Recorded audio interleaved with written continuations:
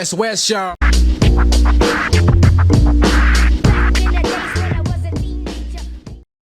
Welcome, boys. This is Eric Dan. Hey, thank you. Welcome to the Back on 145. Thanks for having us, man. No, good. I'm glad you guys chose the right time, 3 o'clock when the game's on. But we got the game in the background. Yep. It's the Las Vegas. It's round. They call it round 0. Yeah. I think because only 4 teams are playing this weekend, and the rest play next weekend. No. It's a bit of a weird format. Yeah, and I guess because these 4 teams that are going to Las Vegas, they get an extra week's rest, I guess. Yeah. Yeah. You'll be pretty gutted, missing out on the whole experience. Yeah, man.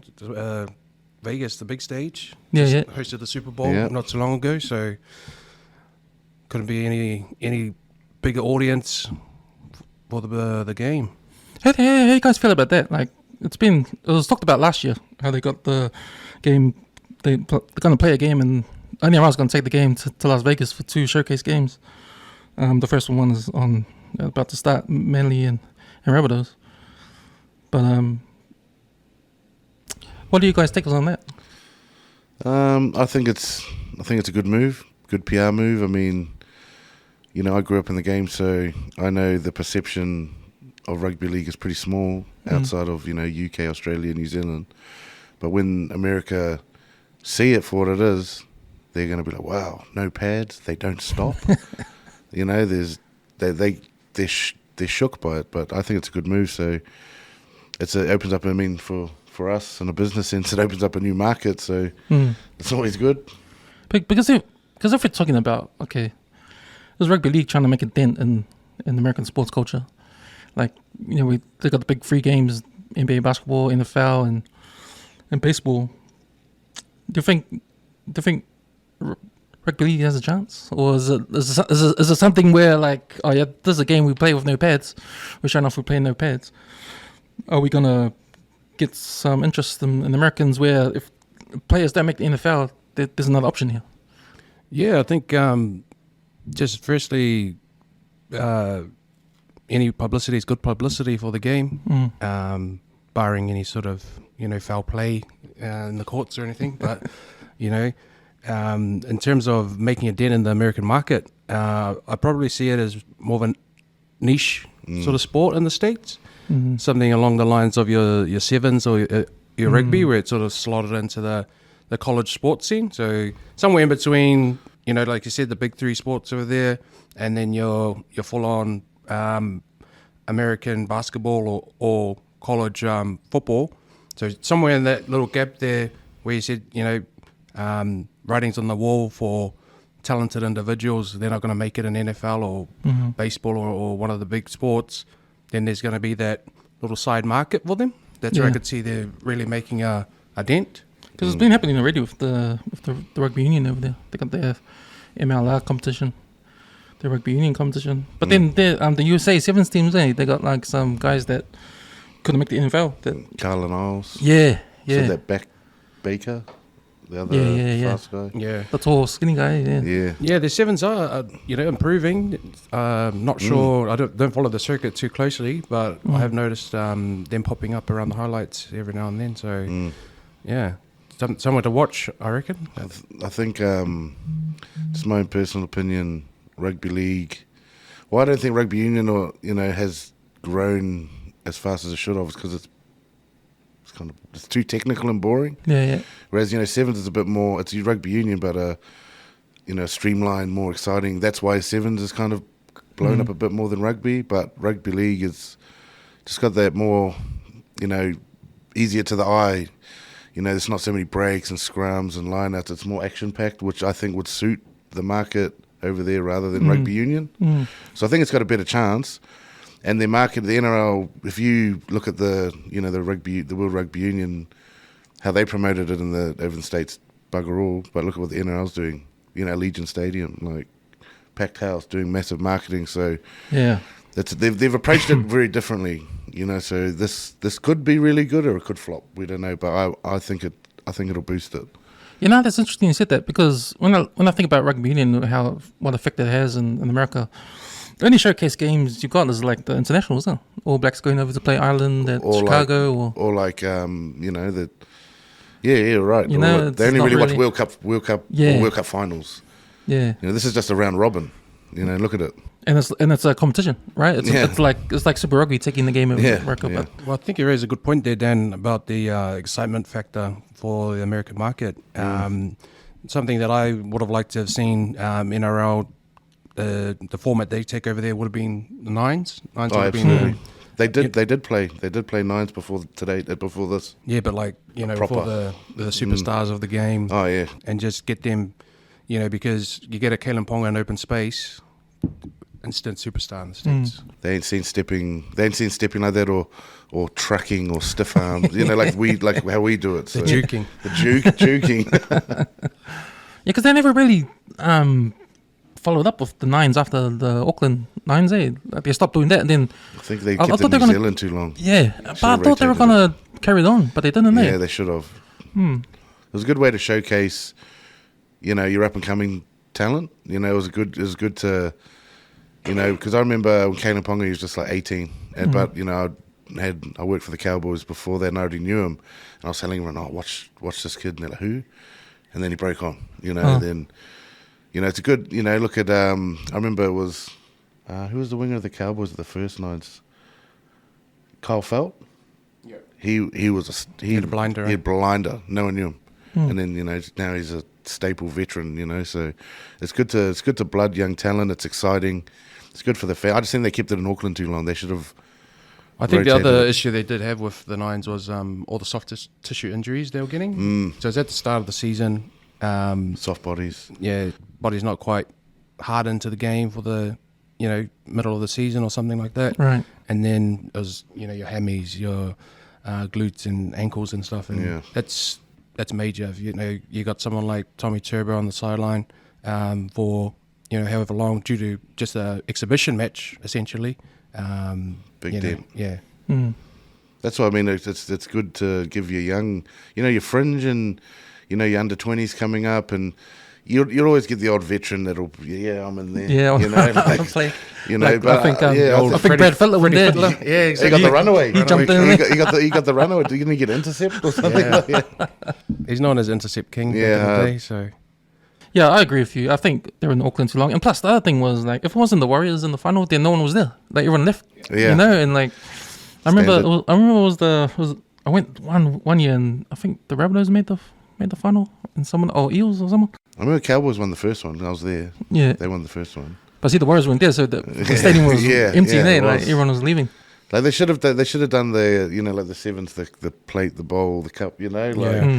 Something. Yeah. Because you're right. Like most of them were there for the Warriors. Yeah. So you just mentioned you worked for the Cowboys. How did you? How did that happen? Yeah. So in like 2013, 14, I got asked to scout some players over here for the recruitment chief. Oh, well, what were you doing here at that time? I was just coaching. For Mount Albert. Yeah. It's my family club. Made a good relationship with their recruitment chief, and found them a couple of good players that they signed, and because they were happy with the players that I found, that they paid me to, or shouted me over to do the end of year elite camp before they contracted players, which was in the preseason, and kind of like took the players that were signed here over to Townsville, stayed for camp, and then come back with them and monitor them through the year.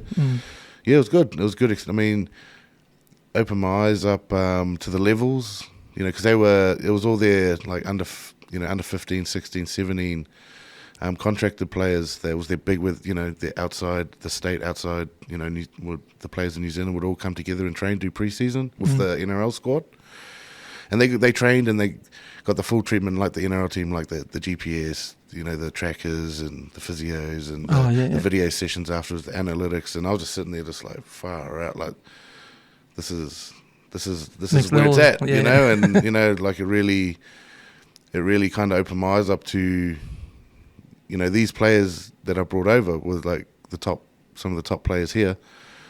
When they arrived, they were shell shocked.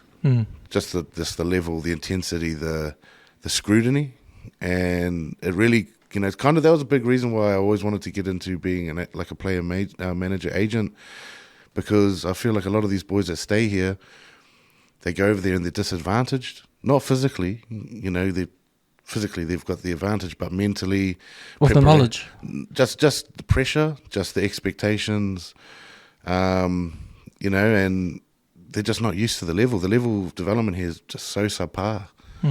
And they go over there with all these, you know, like, yeah, and they're getting screamed at, they're getting pulled up, they're getting embarrassed in front of the team.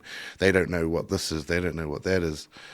And that's why it's so hard for them, you know, because it's like, you know, you learn how to drive on like a Toyota Corolla, and then all of a sudden someone gives you keys to a Lambo and be like, go boost that, and you're just like, I don't even know how to turn it on. Yeah. Like, it's a pretty shit analogy, but like off the top of the head. But yeah, just seen a lot of kids like, you know, they're getting, what's this sports bra thing with this bump on? Like, what is this? Right. They're putting it on frontwards, like, and then they get embarrassed. Like, what are you doing? You know, and yeah, it's just like the preparation here, the development, it's improved a lot, but, you know, I've seen there's still a massive gap.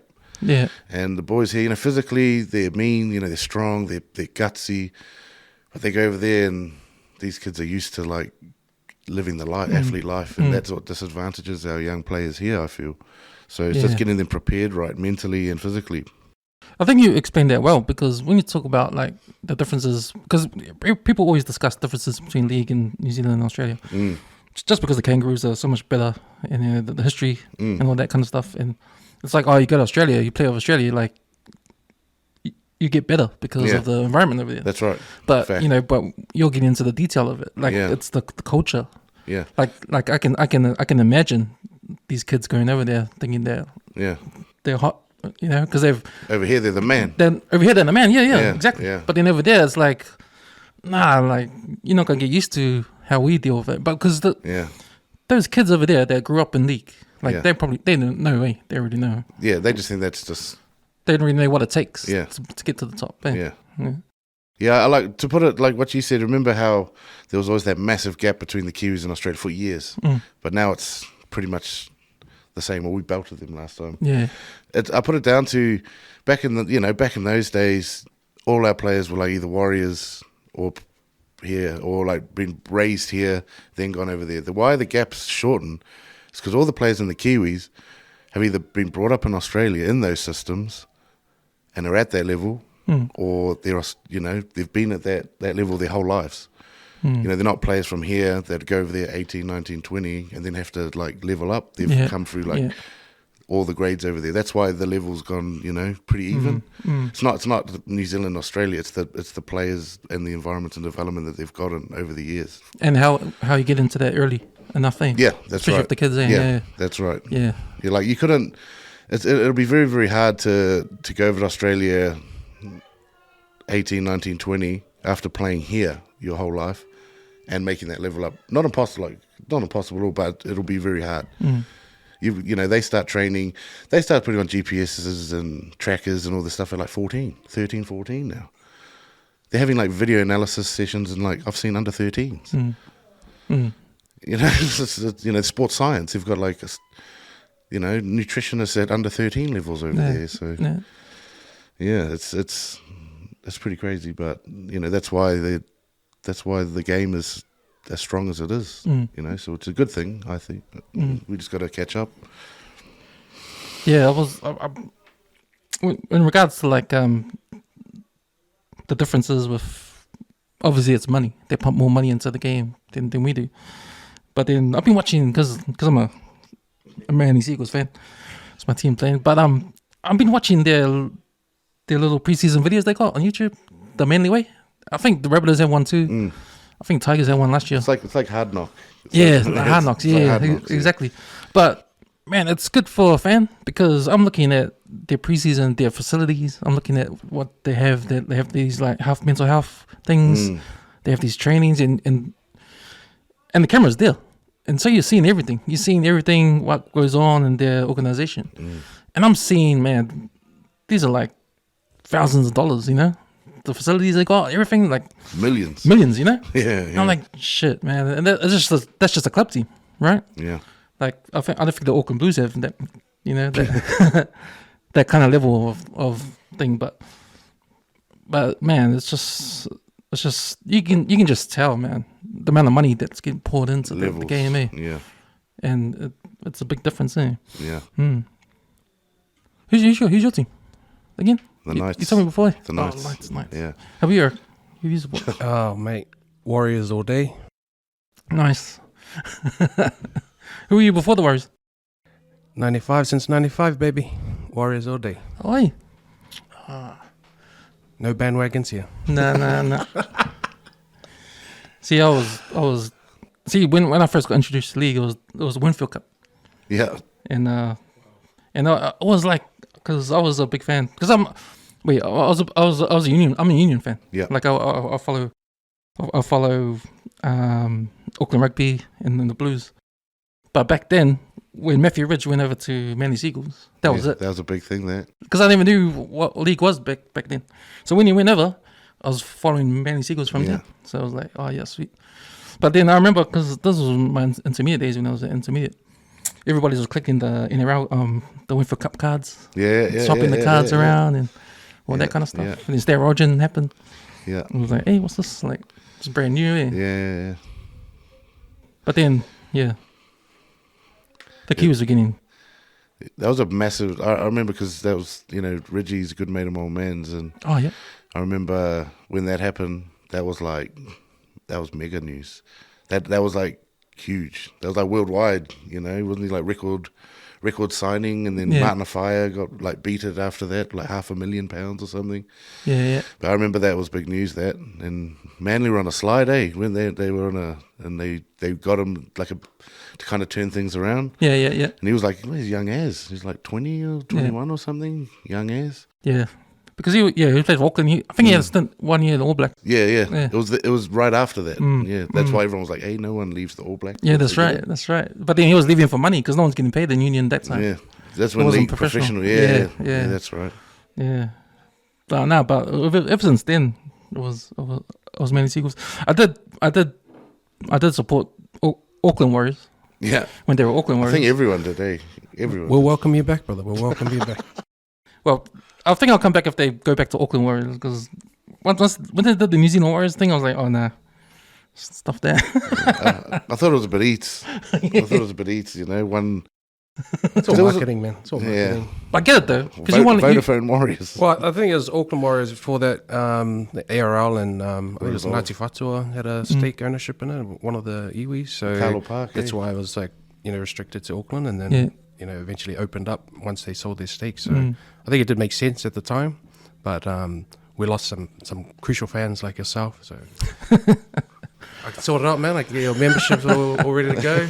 I mean, what's going to happen when there's a second New Zealand team? Are they going to still be called? No, they'd have to change the name. They have to change the name. They have to come back to Auckland. Interesting. Yeah. I reckon that they always said Wellington. For the second team? Yeah, because Wainuiomata is a very rich history league club down there, like very strong. And league is pretty hearty down there. It's, there, and Christchurch as well. Christchurch, I was about to say. Yeah, Christchurch has always been strong. But Wellington just makes sense. Like I think it's those old Canterbury Bulls. The Canterbury Bulls, they were a force. They were mean. You got to go where the numbers are. So Wellington must be the Wellington. next. It's got to be. I mean, it's market. Business sense. It'll make more sense in Christchurch. Christchurch is still kind of rebounding. Yeah. Wellington. It's a tourist hot spot. It'll be nice airport. Well, I think the other thing with Christchurch Cape is Town. they converted their league stadium into the Crusaders' new home ground. So. They won't. I mean, they could share. They could share. Definitely. They'd have to. But Cape Town would be mean for league. I don't think it's good for like league and rugby, just because of the shape. You're so far back from the field. That's the sort of heard. Yeah. Same as like MCG. Been to MCG, watch a match. So I went and watched State of Origin one year, and I was like, I was so far up. It's like I was in the Sky Tower, and it's like, so you had like a bird's eye view of the match, but then you're so far back as well. So it's just just there for the environment, really. Yeah, you end up watching the screens, eh? Yeah. Yeah. But the environment, like the atmosphere is mean. Yeah. So one of the best stadiums I ever watched football in is Amy Park. You got Amy Park in Melbourne. Anywhere I've sat in Amy Park, pristine view. Yeah. Oh, nice. Yeah. Yeah. It's like you're sitting Amy Park is right good. on the sideline. Mm. So sat like behind the post, around the corner, like anywhere you sit in the stadium. Yeah. Great experience to watch footy. Yeah. I remember I scored a free ticket to, I think it was a All Blacks game, Eden Park. It was a free ticket, I don't know why, because I was right at the bottom, Those ones. behind the the shutters where they sit, Oh yeah. where the substitutions Players, players sit. I was right behind there, and it's not even see through. Is that before they made it glass? It's like perspex, but it's like can't even see through it. Yeah. Yeah. I was like, what the hell? I was watching a screen all game. I could have done this at home or done this at the bar or something. 6-0. Yeah. Mm. Is that Blake Tough? He's Young fella, eh? isn't he gone? No. Oh, Teff, he's gone there. No, isn't that him? Not sure, man. The fullback. Oh no. Tough. Oh, Got to say, I'm pretty impressed by the South Sydney prop, number 8, big fella, doing the damage. hmm. Who's your guns in your Manly team? Who's your guys? One one is Are you asking real life or super coach or? Like, No, real life. he's my guy. Been my guy the last 5 years. Tommy Turbo. You know what? I'll put this post up. You know Turbo. Yeah. You know how many games he's played the last 5 years? You can count them. Bugger all. 11. No. Average. But have you won them all? Average. Have you won them all? Average. No. No, but you know he's on that $1 million Yeah. He's on 900K or something, eh? $1 million contract. But it's like, I don't know, you better do something. Because he needs to be healthy. And I said on the post, like, he needs to play every single game. Has to. He has to. Otherwise, because to me, Manly's a one-man team. But, you know, he's getting old too. Because, you know, last year, when he started the first 4 games before he got injured, he wasn't really, you know, getting it. He wasn't in his Yeah. groove, yeah. He wasn't. He was sort of like scared to get injured again. Yeah. That's how he played. That's what it looked like. I Yeah. think it was a mental thing, eh? Well, No, it is. he did go over to the States and they tried to change the way he was Yeah. running. Yeah, Yeah. I watched that. He went to that same guy Latrell went to. Right. And Philadelphia. yeah, Yeah. and yeah, you're right. They tried to change his style of running, but he's got a very. I mean, I've watched Tommy Turbo since under 20s. You remember when he used to rip up the junior? He was the one that used to carve the junior warriors up, like, and yeah, he's just had a very unique running style. Mm. And when you try and change that, it's just it's unnatural. And that, yeah, I'm not a fan of it. His new style now. Oh, like how they try. You could see he was tentative. Hmm. He still is. He's tentative, you know. But you've had so many hamstring problems. I see what you mean. Because Yeah. you change technique then of player who's been doing it all these years. But you're hard going to to- revert back to your muscle memory, and Right. when you go back to that, you're like, oh, I shouldn't be running like this, and Right. it puts that doubt, and then hesitation, and then Hmm. it's a domino effect. Yeah. And that's probably what we saw last year, huh? Before he got injured. Yeah, Oh. yeah. So now we'll just see. But I'm a big fan of Kohler. Right. I'm waiting for his breakout season. I think it's going to be this year. The thing is, he's not a centre. He grew up playing. Right. He's a specialist fullback. Right. But he's not going to play fullback when Tommy Turbo's there.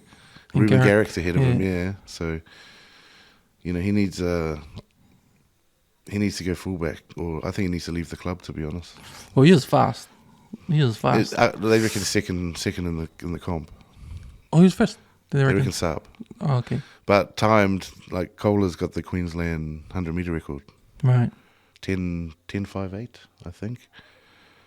Yeah. So yeah, but Saab hasn't been officially timed. But Roger Fabry thinks he's the fastest man in the NRL, or in rugby league. He said, Mm. which I doubt. I can confirm he's not. I know they used to have those 100-meter sprint races, eh? Oh, Do you remember? Oh, I love that. I think they showed a clip of one from the late 90s Yeah. leading up to the round one. Wasn't Lee Odenryan? Was it like him or the Brett Dallas? I'm not sure, but yeah, there's a few mullets in there. The proper mullets. the dirty mullets. Yeah, not the modern ones.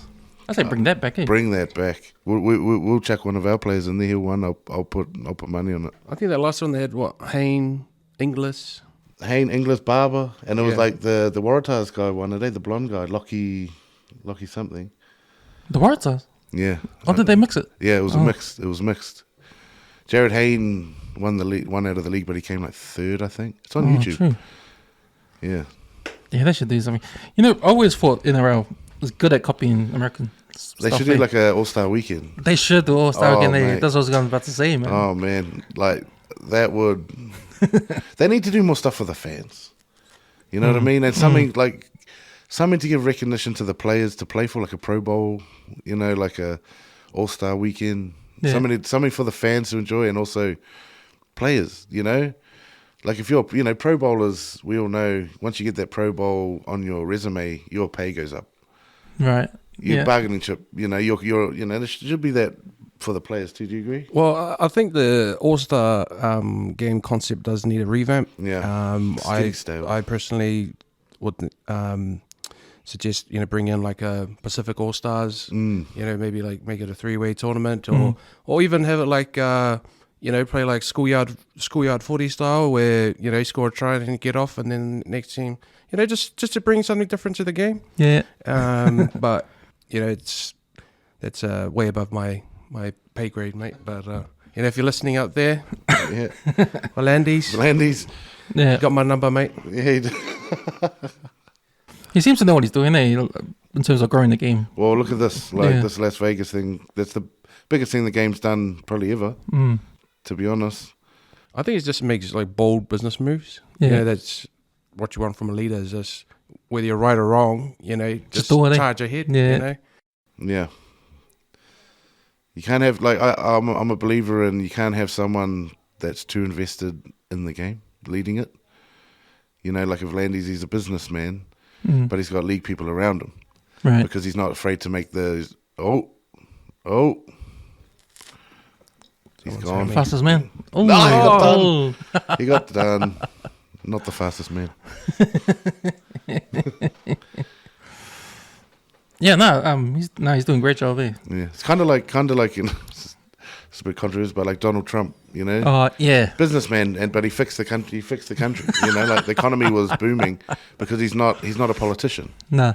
He Yeah. doesn't have the part up, bro. agendas. Can we take that part out? Is it Can we get rid of that? It's just saying. It's my own opinion. That's not the pro era point of view, by the way. It's just my own opinion. It's Yeah, just an yeah. analogy. Yeah. Just an analogy. But nah, I know what you mean, man. Sometimes you need to do things, eh? Like, Think outside the box. okay, it's gonna cost millions of dollars, but at least you try it, And then if it doesn't work, it doesn't work. But if it does, man, But this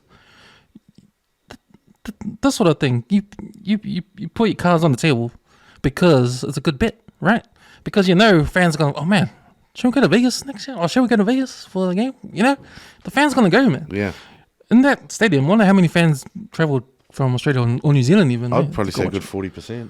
Yeah. Well, You know? I personally know quite a few people that's gone over for the event. One of the boys actually won, I think is the Culture Kings raffle Oh, draw. yeah. Oh, me. So he flew over. He was a good man. He took his daughter with him. So I was like, good man. Yeah. Oh, nice. But that's the thing, you got to think about the fans and what they want, and it's exactly the same model what America does well with Yeah. their sports. Yeah, 100%. I mean, every game they make it an event. yeah. That's all you need to do, It's an man. experience. You're gonna make an experience. Yeah. I mean, the Super Bowl. Fuck, come on, man. Super Bowl. There's nothing better. There's nothing better. And the thing about Super Bowl, halftime show. You don't have to be a football fan To enjoy that. to love the Super Bowl because they were watching the halftime show. Yeah. Well, they reckon in America, most of the people that watch the Super Bowl don't watch football. Yeah. Yeah. It's just it's a national holiday. It's a national, It's like kind of like State of Origin on a Yeah. very, very small scale. Like Yeah. I know heaps of people don't even watch a league that Yeah. just watch it because Because of the hype. just the hype. And And they're the ones that flip flop teams. yeah. Those guys. But it's something I'm really jealous of, being a rugby union fan. You Yeah. know? And I know for me, NRL for me has been awesome. especially since the Rugby World Cup, the Rugby League World Cup.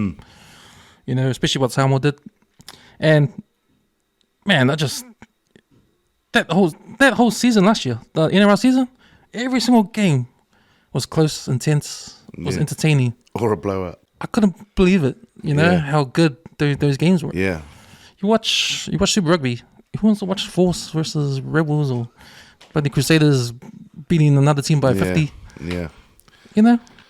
Yeah. I guess it's, you know, would you say leagues that surpassed union? Can we confidently say that now? I don't think you can say that globally. No, I'm talking, you know, like I think Australia, you can say New that Zealand. about NRL and Super Rugby. You can definitely say, you know, there's NRLs I think would be... Yeah, can we confidently say that? I think we can. I think we can. NRL versus Super Rugby, I think you can say that it's a better product. And, you know, I can probably count how many games on my hand, how many Super Rugby games I've watched in the last year or two. It's probably like one. It's probably like the other night. But, Remember that was like taboo to say. You remember, like for ages? Well, I was a massive Auckland Blues fan. Was. Carlos Spencer, man. Even me. Rokokoko, Rupini, you know. Doug Howard. Case Muse, because I was a prop back then, you know, playing schoolboy rugby. Yeah. So you know, I looked up to Case Muse and Tony Woodcock and all. You know, Mialamu, That team was just Fitzpatrick. stacked. Yeah. Fitzpatrick. That product that they used to put together, you know, like look at it now. You know, still nostalgic about it now. You know, so. And I think because South Africa was in there too, and they were pretty competitive, Yeah. and that probably made the competition. Because if you think about it, Australia sucks, man, when it comes to Super Rugby, their teams. Maybe the Brumbies will be the best team, you know, over the history of it, you know. But when South Africa is gone, Australia sticks out like a sore thumb, you know. Like now, when like New Zealand teams are like dominating, you know, it's like, oh, bring South Africa back, because right now you're right, it's not a good product anymore, or it's dying, or they need to do something about it. And I think that could take something out of what Peter Volandi's doing, like NZR and ARU, like these two unions got too much control, and they are all invested in the game too much. That's right. You know, and that's the big difference there. Yeah, there's not one person in there to take control and say, "Nah, man, and do you think the world is moving away from us. So we need to do something quick." The thing is that they're still in that old boy mentality. You know, even now, like with our dealings in the agency, we deal with the union, and they're very still stuck in their ways. They don't want change, and that's evident in the game. It's not evolved because they're. Hey, would you agree? Well, I'd take a sort of opposite view in terms of the evolution of the game. They changed too much. You know, they changed too much too quickly. You know, all this new science and information came out around CTE and you know, protecting the player, and you know, with that old boy culture. You know, there's a lot of old money in there as well. So I think, you know, there was a bit of a overreaction in some ways. You know, obviously there's still a lot more to do in terms of protecting player welfare. But the game that I grew up playing in Auckland, schoolboy rugby, if I watch a rugby game today, I don't know the rules. I'm like, what happened there? You know, What's this called? Whereas I don't watch league for a little while, or you know, a casual fan comes back and watch the game. Most of the rules are still the same. You know, there's still so many tackles. You know, you can watch the game and just go from there. You know, you can trust what you're seeing. But in rugby, I watched that World Cup final, and I'm just like, what's going on here, man? You know, that should have been one of the best World Cup finals ever.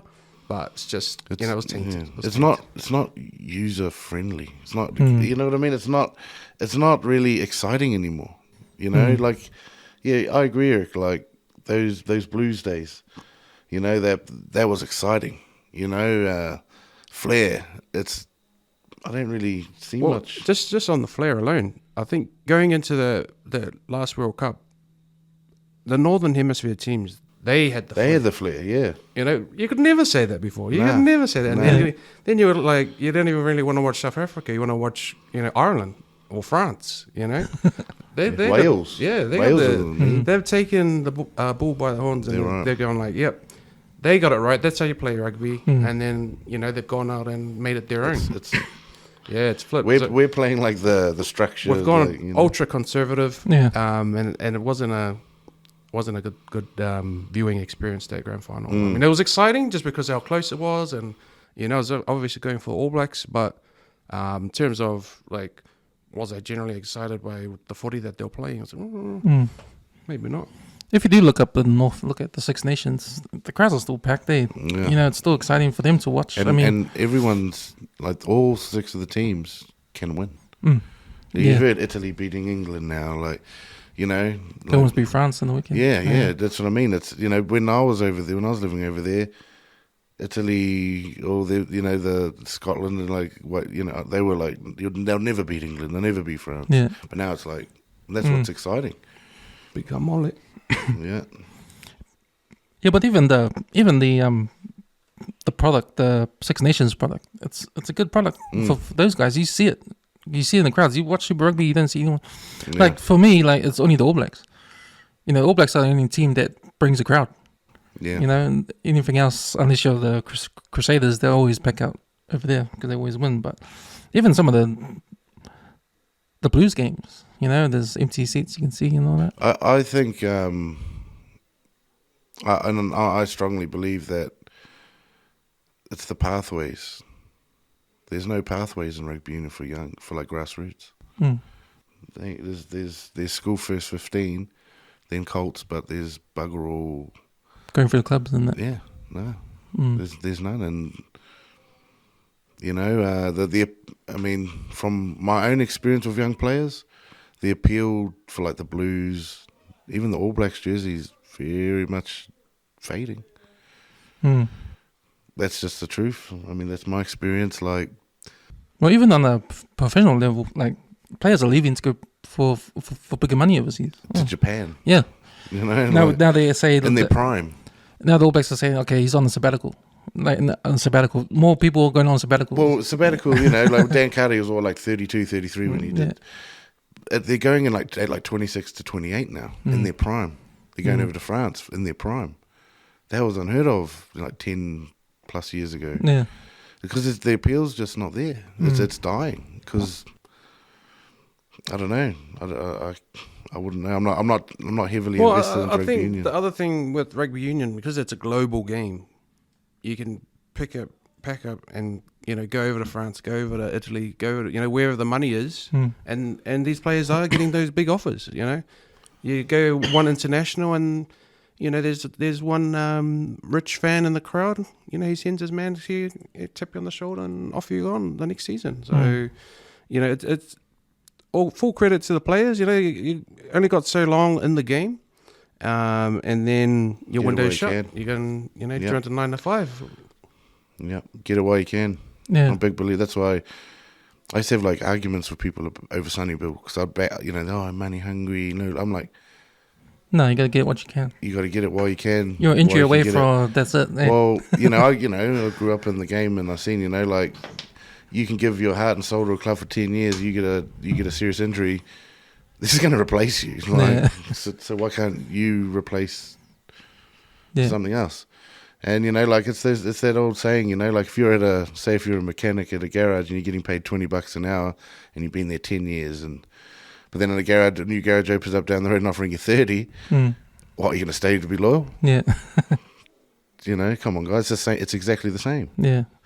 And plus, you know, any sport, like it's only like 10 years average, like a Korean sport. No, it's like Is it? just over 1.5 seasons, isn't it now? Yeah, it's quite low, man. Like, yeah. I know NFL was low. In NRL, NRL, league will be low. Eh? You went through those statistics in your accreditation, eh? Yeah, I don't have them on me, so I don't want to misquote them, but they're fairly low, man. It's low. Mm. It's Yeah. like 2 seasons, if that. Yeah. I mean, it's quite a privileged position to become a professional athlete, firstly, and then even to get one jersey that's, you know, that's beyond what most people are capable of. So, yeah, the window is tiny. You know, so if someone's going to pay you $1 million versus, you know, you staying loyal, you going down the road, and you know, staying with the Blues or whoever is your team, then those are business decisions. And coming from a Polynesian background, you know, that a lot of players have come out and said it as well. it's not only me. It's my uncle's kids, my family. And I wouldn't call them handouts, but the asks, the far level love is they don't stop. So you just got to put yourself in a position where you can help your family the best you can, and the game's just got to identify as a challenge, and try and come up with some strategies to try and save it. No, rugby, league, I think haven't really come across it too much. Maybe your Sunny Bills and your Suali'is, but I think it's going to become more and more, of a challenge to keep the talent, especially if you're going to go and show your best players in America. That's big money. That's big money. That's big money. So you've had people like Haing over there. Big Mailata is he's there. 100 million now. Yeah, he's played in a Super Bowl. I don't think they won it. No, it was last year. And that's probably the risk they're taking, eh? Like, you don't want NFL to say, we scout this guy. It's going to happen. I mean, they've finally clicked on. Oh, there's lots of these massive athletic guys down this way. They've just clicked on. I mean, who was it like this? Who was the Chargers linebacker? Oh, Seal? Yeah, and Palomalu. They were the rare odd ones, but now the Polynesian. But they've got an example with Mailata. I mean, who's to say they're going to scout another guy like him? A Polynesian guy in around. The thing is with that, the athletes that they need for NFL are very specific, like very specific, like physical skill set. Like Jordan Mailata, he would have just respectfully, he would have never been an NRL player. He's just too big for the game. The game's just getting too fast for those. What's he 6'7", 140 like 140 kilos. The game's just too fast for him. But he is tailor made as an offensive linesman. Like that's why he's gone no college experience, never played a game, and what's he on now? Like 110 million, contract. Yeah, he's on big money because of his size. Like. That's why Jared Hayne. I reckon he would have been all right if he went younger, but he was too big for running back. Too. They like the, like the 5'9", short dudes, short little nippy guys, short stocky dudes. Yeah, it's just got to be low to the ground if you're going to be like running back. Just got so many people flying at different angles. Yeah. They say you run behind your pads. Yeah. You just tuck everything down and dart out. Yeah. You're only trying to average like 2 to 3 meters per carry. You're not going for the big play every time. No. Yeah. The running back doesn't get too many yards, so it's real hard carries. It's just like, and the running back position's dying. That's why. I mean, Saquon Barkley, they're looking at not even franchise tagging him this. Let him go free agency. First round. Number one. Was he number 1 or 2? I don't think he was number 1. I think he was number 2. Giants. He was supposed to be the generational talent. Yeah, and it's hard to get those generational talents. And I think he is. What I read was teams are finding out that they can get a cheap running back for nothing. You that's don't, you don't need the a ranks. superstar No, anymore. you don't. It's a dying position. That's right. I remember growing up, my favourite player was Emmitt Smith. He was mean. And, I like Marshall Lynch, but... Look at Derrick Henry. Derrick Henry's been probably the best running back the last 5-6 years. Isn't he retired? No, they're putting him on free. They didn't. I thought he retired. Saquon Barkley. No, they're going to free agency. The two of the best running backs in the game are both up for free agency. That's why they're saying the position's dying. But that's what they do in the States, though. You get a running back because I think the average is 2 or 3 years as a running back, banged up, and then they wash you out. So they get you a rookie contract, and then they put the franchise tag on you, which means they don't got to pay the max. But you get paid pretty well. You're locked in. Yeah. So you're not on the market rate. They've got dibs on you, and then they do that for a couple of seasons. They use the best of you, and then they put you to free market. Who was it? Le'Veon Bell. They franchise tagged him, and he sat out the whole year. They tried. Steelers tried to do it. And he just sat out, and then it was. He was mud after. Yeah. He went to the Jets, and he was mud. Oh, he went to a few. Yeah, he went to a few teams, but they're saying it's just a passing league now. It's just a passing league. Because the pass is protected. And then if you bomb it down, I don't know how into NFL you are, but if you bomb it down, and then you might get a pass interference, and so PI. it's just it's stacked towards pass heavy offense. Yeah, it is. You couldn't do that. You couldn't play how you played like 15 years ago. You get mauled. Well, in the build up to the Super Bowl, they were playing all those highlights of Joe Montana and Dan Marino and all that. Right, yeah. You know, they'll do a good play, but they would get absolutely destroyed just to get that every snap. Yeah, every single time. And you see anything close to that now, and it's a flag or that guy's ejected from the game. So that's why you just don't do it, because it's like any sort of sport, like it's attached to whether you play that match as well. You know, your payments. And so if you're sitting out 2 or 3 games, and then you pay a fine on top of it, you know, you quickly learn. Oh yeah, don't go and touch them. So quarterbacks just they're protected species. I don't. I mean, I still like it. I still like the product. It's different, you know, but I think it was Tom Brady. I think it was like game 2 when they had Matt Castle that they bring in. His knee got blown out, and then after that it was like, oh yeah, all the rules changed and there was no more touching the quarterbacks. Yeah, roughing the passer. Roughing the passer. So if you get tackled anywhere below the knee, or even if you fell towards the knee, roughing the passer. Oh, okay. Yeah, or unless you run out of pocket. Yeah. Yeah, and in the pocket they're basically. Yeah, you can't even like land on them now. Hey, that's the new one. Like a couple of years ago, you can't land. Well, that's what I was saying. Body weight on anywhere. Right. You can't even put the body weight on the body. Oh, true. Yeah. So you got what? How do you do it then? You gotta like cushion yourself. Basically, what they try to do is they come in with the arms first, and then they try and ragdoll you to the ground. But that's how you get all those like amazing runaways. Just because everyone's too scared to properly smash them. Yeah. And then they just break free because they're obviously athletic themselves. So you get someone like Lamar, he's off. Gone. He's the man, Like, I like those running quarterbacks. Michael Vicks. Yeah. And I like Lamar. Like, I remember I was watching the draft live, and he was just like falling. But his like high school and college career was amazing. Falling, and they in the combine. They were saying they were all the sports news were saying he should switch to a wide receiver. Why? And they were telling him like, are you going to consider it? And he's like, no, I'm a quarterback. Oh yeah. No, I'm a quarterback. And then he fell in the draft. And if you go and watch his when the Ravens select him, and you watch him walk up he's pissed off. Right. Pissed off. And that's when they interview him, how do you feel to be a Raven? He goes, oh, they're going to win it. They're going to win a Super Bowl with me. Just watch. 2 MVPs.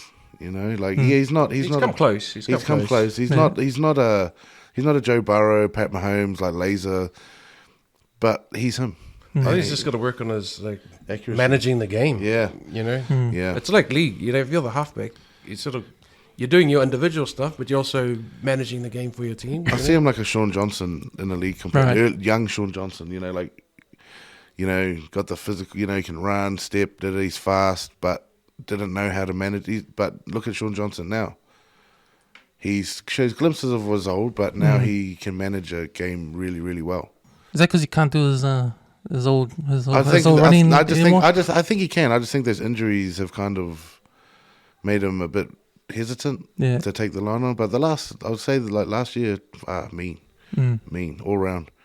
Even at Cronulla, I think his first or second year at Cronulla, where he's like top try assists by far in the comp, mean.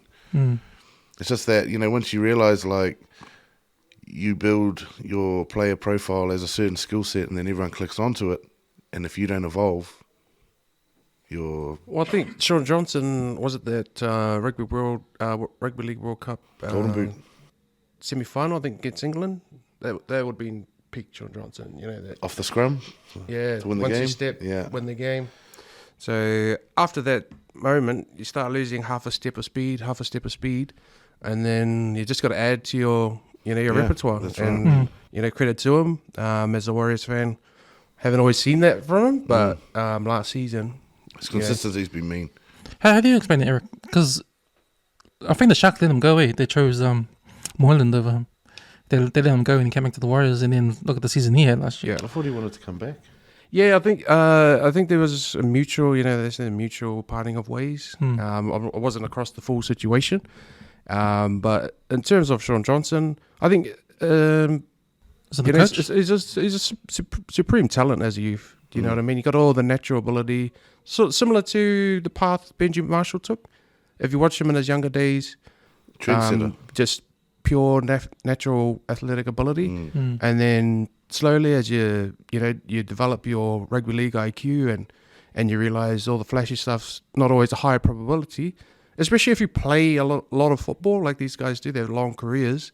All those low probability plays that they do, you start doing having more reps, and then they just stop coming off because you're doing it so often. So I think that's where you play the percentages. It's slightly boring, but I think as a professional, you sharpen your tools of your trade, and I think as well he did get a bit more. Was it Flano? He was over there at the Sharks. Yeah, more structure. More structure. They focus on that in Aussie as well. Like it's just pounded into you from day one.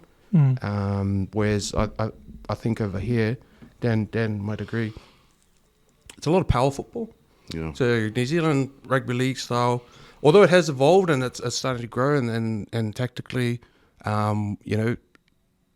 it's a lot better, but it's just basically power football, and then you've got your superstars on the back like your Sean Johnsons or who was it, young Noddy at one stage for the 20s. Nobby. Yeah. Or Kevin Locke back in the day. Yeah. I Played with him. The guy has speed, man. I love watching the guy run. Yeah. Yes, he was on track to do some good things, and I think when he collided with the goalpost, I think smashed his hip out. No, it was he had he had surgery in preseason. That the year after that. Yeah. And then I've known Nobby a long time. We used to play against each other. We're the same age. And we've known. Yeah, I think it goes back to Dan's point earlier around just the resources around the game as well. Yeah. Coaching in New South Wales, they have these massive coaches. What are they called? Like forums and that. You go in for your clinics, seminars and stuff. Oh yeah. So you got say Tim Sheen's coming down. I think rugby does a good job of that. Yeah, they're the top guy. You'll get the All Blacks coach or whoever, and he'll be teaching you scrum tactics. Do you know what I mean? You just don't really get that sort of level of investment here at the moment. Yeah. I'm not sure why, but we just haven't. Might be just around funding. I'm not sure, but yeah, we just haven't really got that level of investment, that level of professionalism filtering down to the grassroots. Development here. I was a coach myself for 12 years, and I never really got any help. Never got any. I mean, you do like your level 1, your level 2, and international games, and then senior coach and that. But it's all textbook. You just go to these things and you just sit there and listen, and it's not like you're tested. It's not like. It's all just like you're just watching a slideshow on a projector. Your senior coach, you go out and you do drills and stuff, but that's it. There's no ongoing development. There's no accountability. Well, that's where it's sort of like hit and miss for the kids as well. So say you got a young one, you take them down to the park. What's the guarantee you're going to get a good coach? It's going to depend on if that coach knows what he's doing. And if he's got the passion and the drive to deliver, the game in a way where the kids can learn it. So there's no sort of systems in place. It's sort of, and there's no knock on the league bodies at all.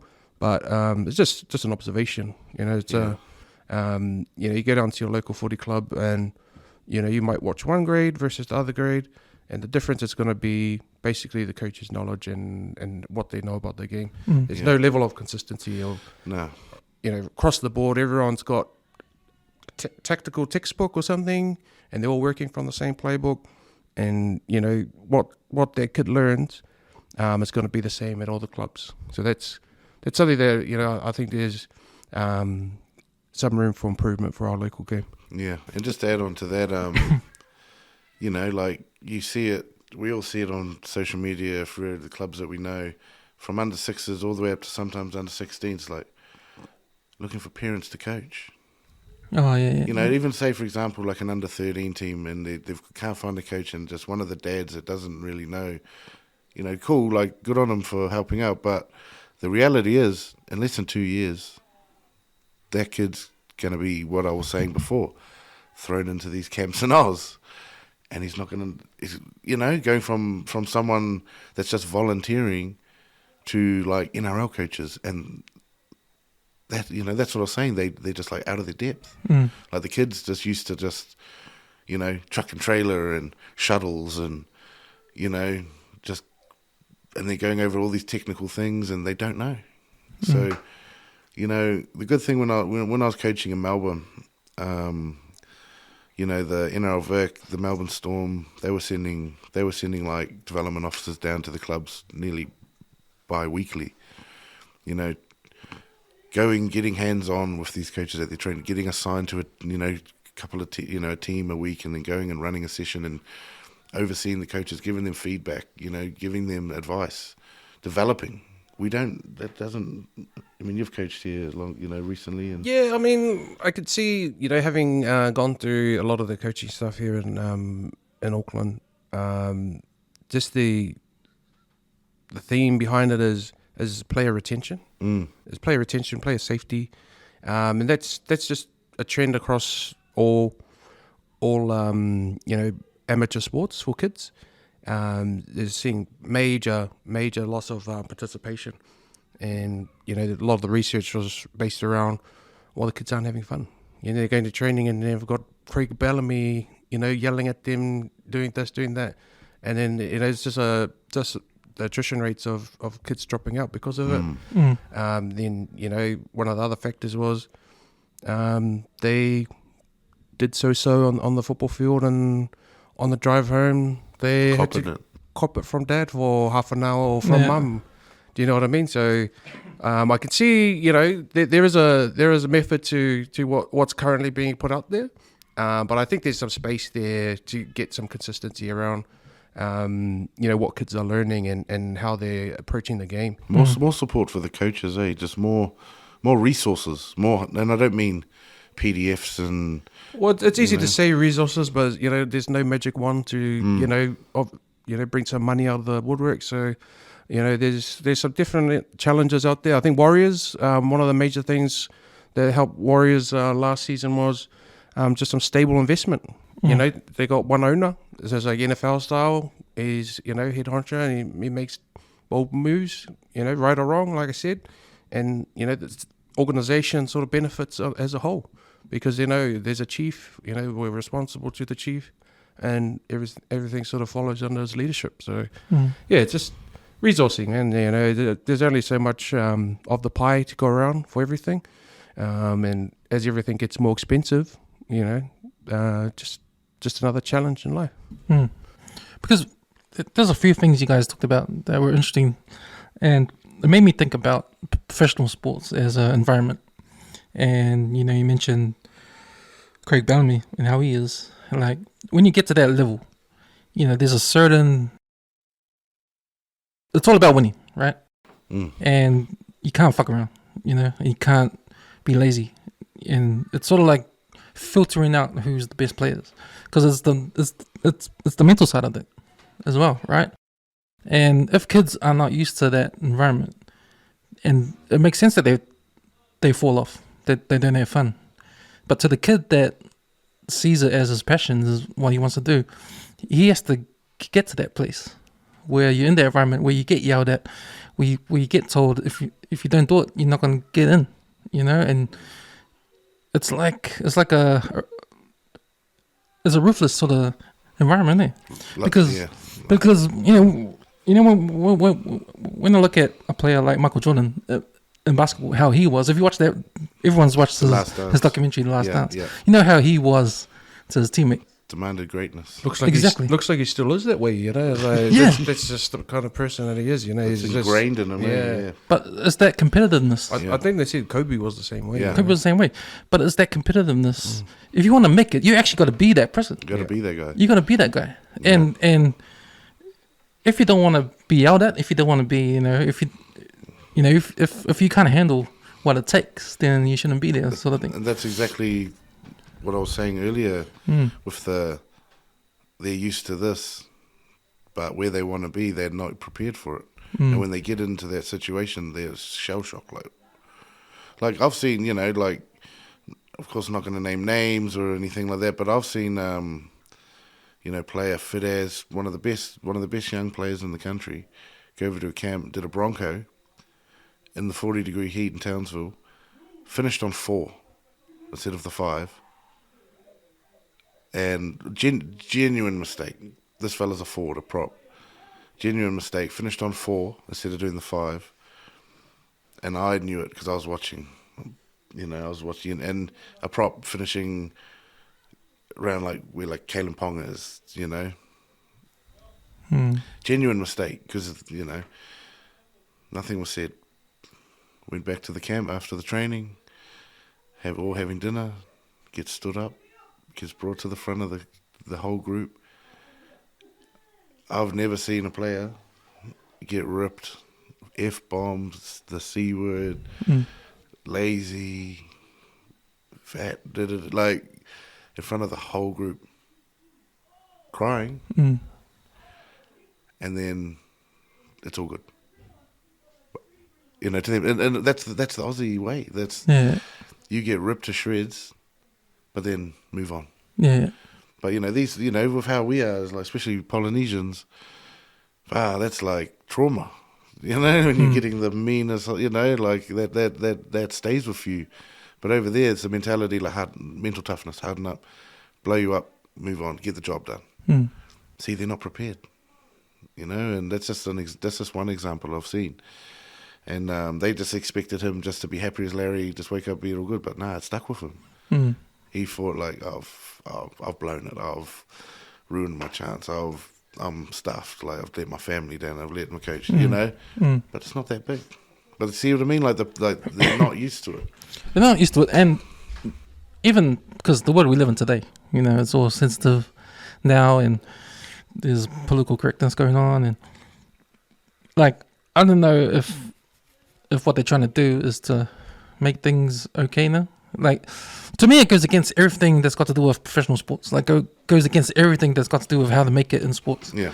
Because to me, if it wasn't for guys like Kobe Bryant or Michael Jordan or Tom Brady or any of these dudes that are elite, doing what they're doing, then what are we doing? They've sort of set the bar now for what you have to do what it takes to get to the top. Where they are. I think everybody in every sport has a guy like that. Yeah. Hey. Yeah, well, look, I think there's, the tough thing here in New Zealand is with participation. You get to about, was it under 13s? About under 13s, under 14s. yeah. And there's only so many kids that have survived that experience as a 5, 6, 7-year-old, through the grades. And then under 13s, under 11s, under 12s, they're still in the game. And then they get to about intermediate college, and then all of a sudden rugby's knocking on the door. You must play school rugby. It's the under 15 grade. You must play, otherwise, scholarship. Maybe your scholarship is no longer there. Maybe you're not allowed to participate in other activities. Maybe we're going to reconsider whether we need you here at the school. So rugby's a massive draw once they hit a certain age, and then the teams in Auckland, they sort of cannibalize themselves, and then you're sort of fighting for so many players, and then just the drop off rates are just so high that you can't really be so hard and tough on them. And so I use Craig Bellamy as an example, just because he goes for the wins. He's got a really great level of winning percentage as a coach, and he's won so many titles, and that's really what you're aiming for if you want to be the best. But at club footy level, there's a balance there. There's a balance there that you have to try and reach just to keep those kids in the game. Keep them but playing, then by keeping them in the game, by being politically correct, are we losing that edge that you're talking about? Are we losing the next Michael Jordan? Because he's turning up and it's like, the team's not, trying at the level that I demand of myself. Well, maybe we don't need every single kid to be like that. Well, I think it's that...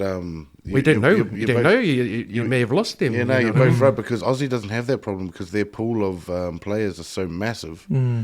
Yeah. They want to weed those ones out. Right. They want to. They don't want... The things that I've seen,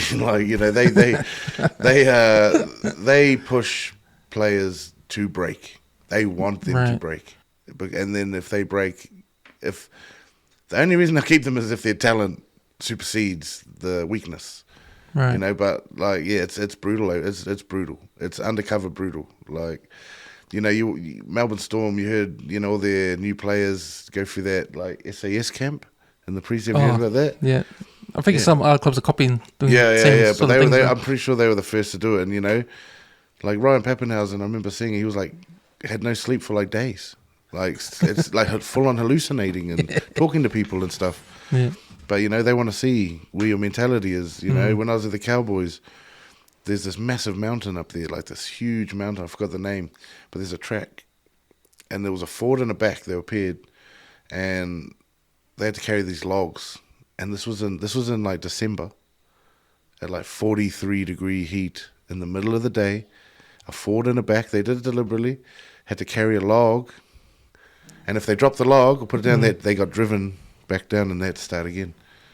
And that's what I remember, because the youth, the 15s to 17s that I was with, they did it the same day as the 20s. And I remember Cohen Hess, he was in the 20s then. His partner was getting cramps, this mountain's massive, was getting cramps. So he took the log and did 2/3 of it himself. But that's that one word from my experience with the Cowboys, what I heard over and over and over: mental toughness. So over here we're like Eric, you're saying, we're getting a bit into that, which is fine. I'm a big advocate of mental health and mental wellness, but it's a bit of an imbalance, and this brings it back to that same point where I'm saying the boys over here are getting used to this, but over there it's still very much hard enough. Especially at the level, because it's such big money and such a lot of business on the line, and they like to weed out the kinks in the armor, so to speak. So it's interesting. It's an interesting point, because I've seen what really goes behind closed doors sometimes, and it's brutal. It's brutal. Yeah, well, I think there's a time and place for that. In these elite sort of your NRL or even representative side, I have no problems with it at all. If that's where you want to be and you're challenging the athlete to be the best that they can, then I think that's the perfect place to do it. But what my point is where we might be losing the battle is in that sort of grassroots sort of club footy. We're doing that too early. Sometimes it happens too early. Sometimes, and sometimes it's not even from the coach. Sometimes it's from the parents. The parents are just living vicariously through the kids, and their expectations are so high, and the kids just copying it. You see it sometimes. You run the water on, and then you see the kid with the back to the parents, and the tears is coming down the. So it's a cultural thing. It's attitude. I think there've been improvements. So you go to the footy now. I'm not sure if they have it in rugby union, but they got those signs there. The refs are volunteer, the coaches are volunteer, the kids are here. They're not in the NRL. Do you know what I mean? So just reframing where you are and your expectations. But it's just getting the mentality right for the age group that they're at. I would say anywhere past 16s, under 16s, and you start treating them like young men, young women. Still respectful, but the level of the challenge has risen. You've chosen to be a part of the sport. If you want to be a part of the sport, part of this team, these are the expectations. Do you know what I mean? It's just getting that balance right to get the best athletes out. And where I'm a big fan of the Aussie system is, you got a lot of sports colleges. I think they saw the benefit of them in the early 2000s with the Olympic program. Yeah. They went from being way down the bottom, not even on the medal table at the Olympics and whatnot, to right up there. They would have been right there next to America and China if their population would allow for it. But it's just there's a benefit to the level of investment, and I just don't think at the moment we have those resources allocated to that. Off, yeah. Would that be equivalent to rugby unions, rugby academies, like Auckland Rugby Academy? It's equivalent to that, but there's one in every, or 5 in every state. There's options out there. The kids go in there, they get the level of nutrition that they need. They're getting the 2-3 times a day trainings, and they're just conditioning their minds. They're understanding the challenge, and they're able to rise to it. But when you're only opportunity to play the sport is in a club team, and you've got people that I was quite similar. I was just there to have fun with the mates and that, and it wasn't taking it too seriously, and then you're sort of dragging down the level of achievement that the team can reach just because you've got different motivations to that guy that's there for excellence. He's the next Michael Jordan of rugby league, but he's in your team, so you know what I mean. Everyone's got to train to your level, to the weakest link. Not that I was the weakest link, but I wasn't quite Michael Jordan. From Pippen. You guys as sports agents, and knowing this knowledge of what goes on in the background, especially with the lack of resources with coaches here. Is this something that you advise the kids that you guys manage, the parents, and in order to get the right system for your clients? Yeah, so in terms of our business, we have 2 groups of athletes that we generally work with at the moment. So you've got your youth, which are from under 15 upwards, and then we've got what we call our mature athletes. So the athlete life cycle, I think, is about 35 maybe, if you're lucky.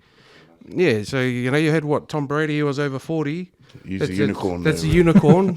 But like I said, they changed a lot of the rules just to keep those kind of people in the game. So a mature athlete in rugby league is in your mid to late 20s. If you're still in the game, if your bodies can still cope the thrashings, the pre-season.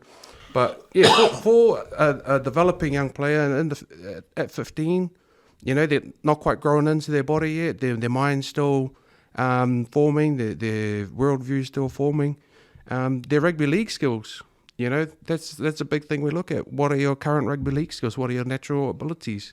What do you need to get to the next stage where you're going to be able to be picked up by a team and they can confidently say, yep, you can slot right in. So that's what we look at when we say, the resources are not there. We sit down with the families and we look at where are you currently playing a rugby league? Are you only playing it at school? Are you playing it in a club setting?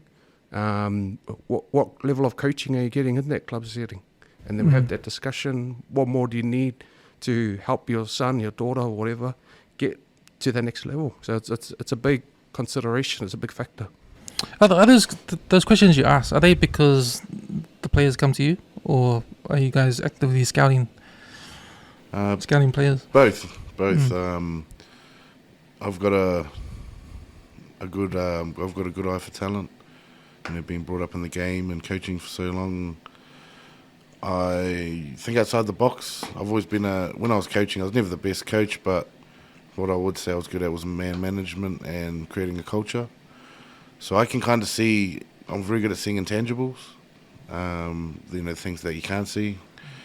And I just know when I see a player if he's just got it or got something that I can work with. And yeah, I've got a pretty good, Eric, you'll attest, I've got a pretty good network of players in rugby league. We target players specifically. We also get referrals. We've also got some really good friends that work in rugby league throughout New Zealand and Australia that approach us. And yeah, if it's someone that it's got to fit both ways. we're not those agents that just sign anyone that's a good player. It's not our ethos. It's not what we want. We don't want to have 300 players on our books. It's important for us that the player matches our company ethics and ethoses, and is a good person off the field as well as on. Comes from a good family and has got ideally has support networks. If they don't, that's what we like to be.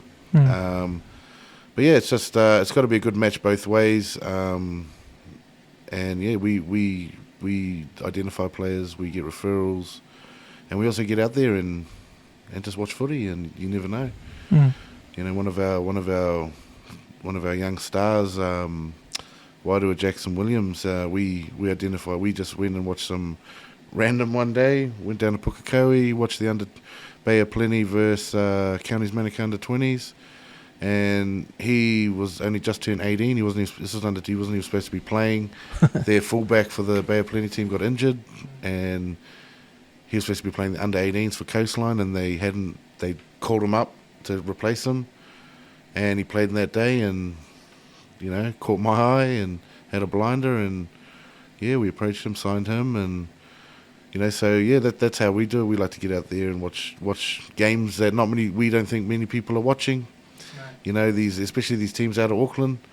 There's so much talent out there, Eric, and that aren't getting the shine that the Auckland boys get, or the opportunities, or the eyes on them. So I think it's important that us as agents, we give back to the New Zealand game and get out there and start supporting some of these boys from little towns who are just as good, if not better. And the hunger is massive in most of them, because these Auckland boys, and you've seen it in the union, I'll be scared, scholarship first 15. They get a bit of ego, and they develop, their hunger kind of dims. Yeah. But these boys from, these little towns that have never had a look in, that, just love the game and just want to make it, they're the ones, they're the special ones. And, we at Praiera really kind of, we like supporting those ones, like getting these boys opportunities to make it in the game that they love, where they wouldn't normally get an opportunity. So. No, it makes sense. It makes sense to go out to the rural, to these small towns, because I can imagine that Auckland full of people scouting everyone. Like, you got some NRL scouts down here too, huh? Like, going around. How many are in Auckland, Eric? Yeah, the numbers fluctuate every year with how many accredited agents are working based out of Auckland. I think last time I checked, it was floating around 30-ish. New Zealand, eh? Yeah, so there's definitely a lot of competition in the Auckland market, just because it's the home of rugby league in New Zealand, numbers-wise. But yeah, definitely getting out and about and watching the major tournaments. I think one of the great tournaments I got the opportunity to go out and watch was PYC, Pacific Youth Cup. Amazing talent on show out there. Exciting games. I think I've seen about 4 or 5 NRL clubs out there, all in their polos and, actively scouting. So definitely opportunities for young athletes to get picked up at those tournaments. But yeah, that's why me and Dan's a bit of a, he's one of those against the grain sort of, outside the box kind of personalities. And, when we get out there and we watch out at the rural comps, he's just, really good at picking up those talents. But yeah, I mean, at the moment, some of our youth that we've picked up, they've got a long way to go. We always tell them the truth about the situation. I think it's last time I checked, there's roughly less than 1% of all participants in the sport might become a professional athlete, and that's, like we said, they might get one game, they might get 3 seasons or a season and a half. So that number of people that get that privilege is tiny. So when we sit down with the families and with the kids and that, it's one of the first things I like to get out of, on the board is like, look, you've chosen a difficult path. We'll gladly support you. We believe in you. We know what you're about. But just be aware that this is, extremely difficult. And if you're going to make it, you're just going to take everything you got. And, you can just see in their eyes like, oh, I didn't know that. They used to people blowing smoke up their ass. That's you're going to make it. We're going to get you this. We're going to get you that. Yeah. But off the bat, we're like, you realize it's probably, we're not saying it, but it's going to be very hard. And, the amount of times me and Eric see the kids like, hey. But then when we explain and why we're saying this to you, they're like, oh, wow. Like you're keeping it 100. Like, and then that kind of like, hey, turns into like appreciation, like keeping it real. Because like I said, most of these kids have been superstars since they're young. And they're used to people like, you're the man, you're going to be a millionaire, you're going to be on the TV. But when someone comes along and says like, it's probably not going to happen, but we're going to try our bloody best. Yeah. It's a different approach, and I think that's why, like we've got such a good relationship with our clients, because we're frank, we're honest, we don't fluff it, at all, and being lifelong in the game, I owe it to the game to be honest, because I've seen it all growing up, and the matter, the fact is you're probably not going to make it. But hey, we're going to go as hard as we can and do everything possible to try. And that's all we can offer as agents. We can't get out there on the footy field and play for them. We can't run for them. We can't lift their weights and eat their food for them. We're only there for support and guidance, really, and to make sure that they're looked after off the field. And so that's our approach. Eric's very frank and he's very straight up, which is, I love working with someone like that. So for example, like if you do, when you do sign a kid from a rural town, small town, down south or up north, and is the first thing to bring him to Auckland, to put him in the club here? No.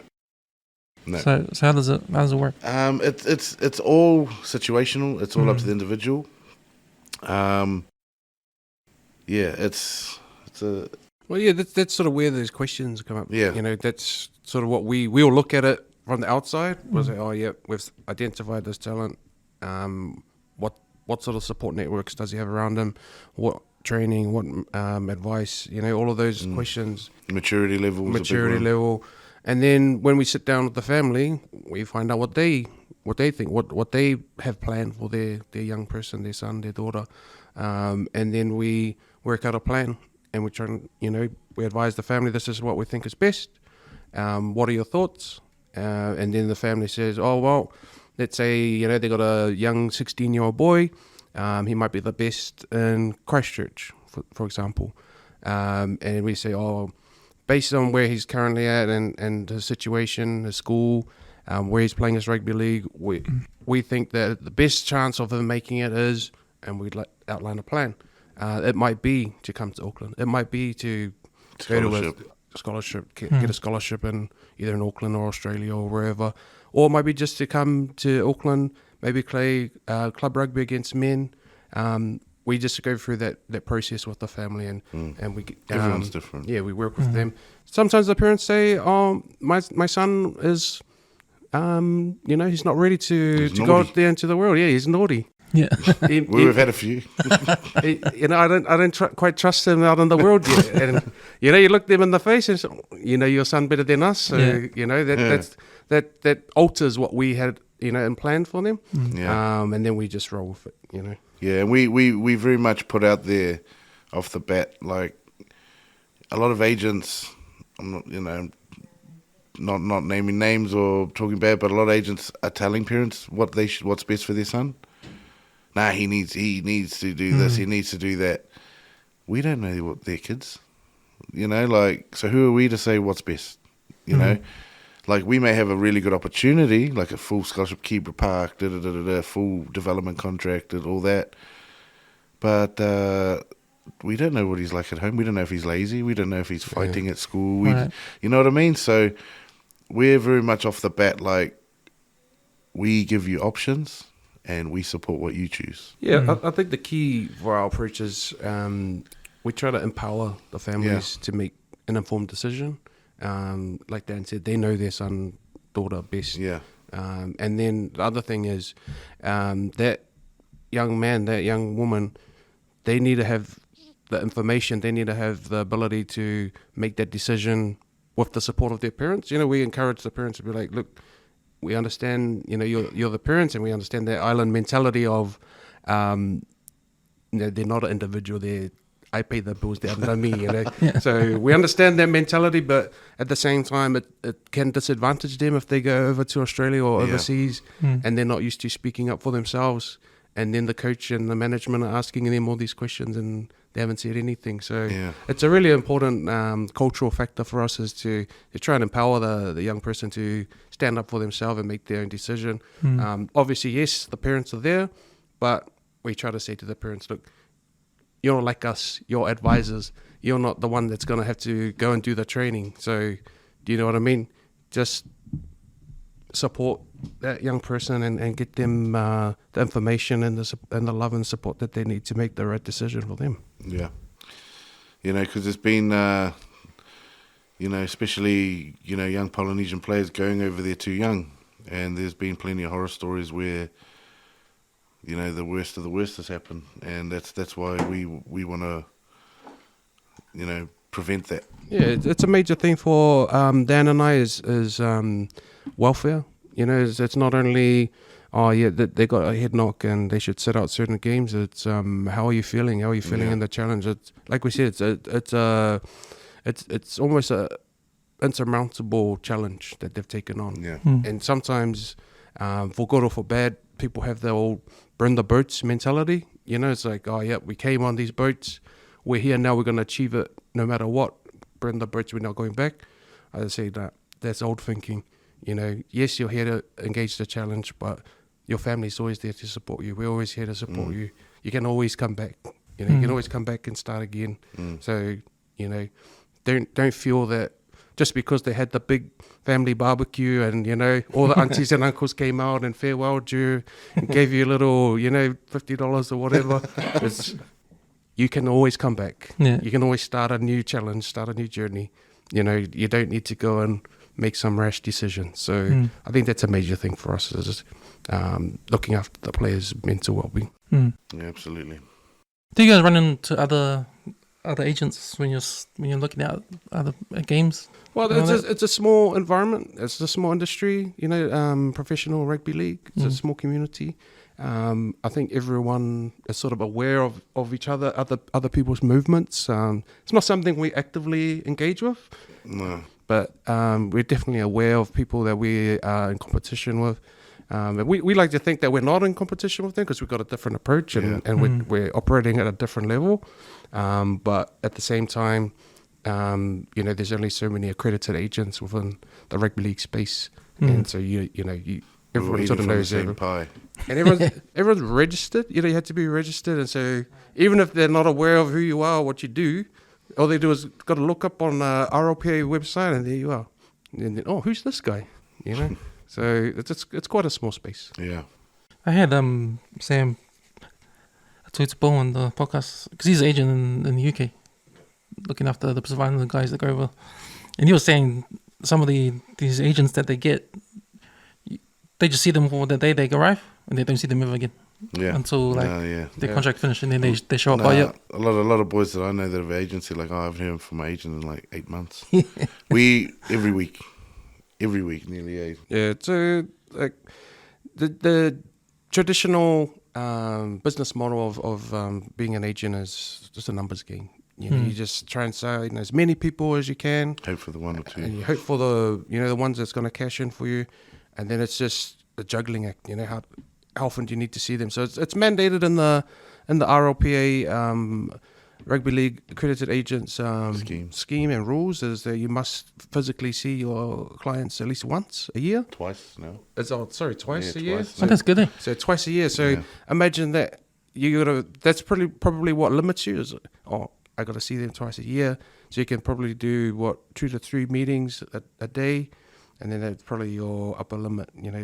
2 or 3 times 365 days if you're working every day. So it's good in some ways, but then that just tells you if you only if the guy that you're assigned to only has to see you twice, is he only going to see you twice, or is he going to come? You know, what level of engagement are you going to have? Yeah, we like to check in with our players regularly. You know, and that's a strength of mine, is like man management, relationship building. You know, I know a lot of agents just look at their players as just, I only want to know your footy shit. Yeah. But you know, like, you know, with me and our players, you know, we talk about, you know, how's the family, you know, how's work.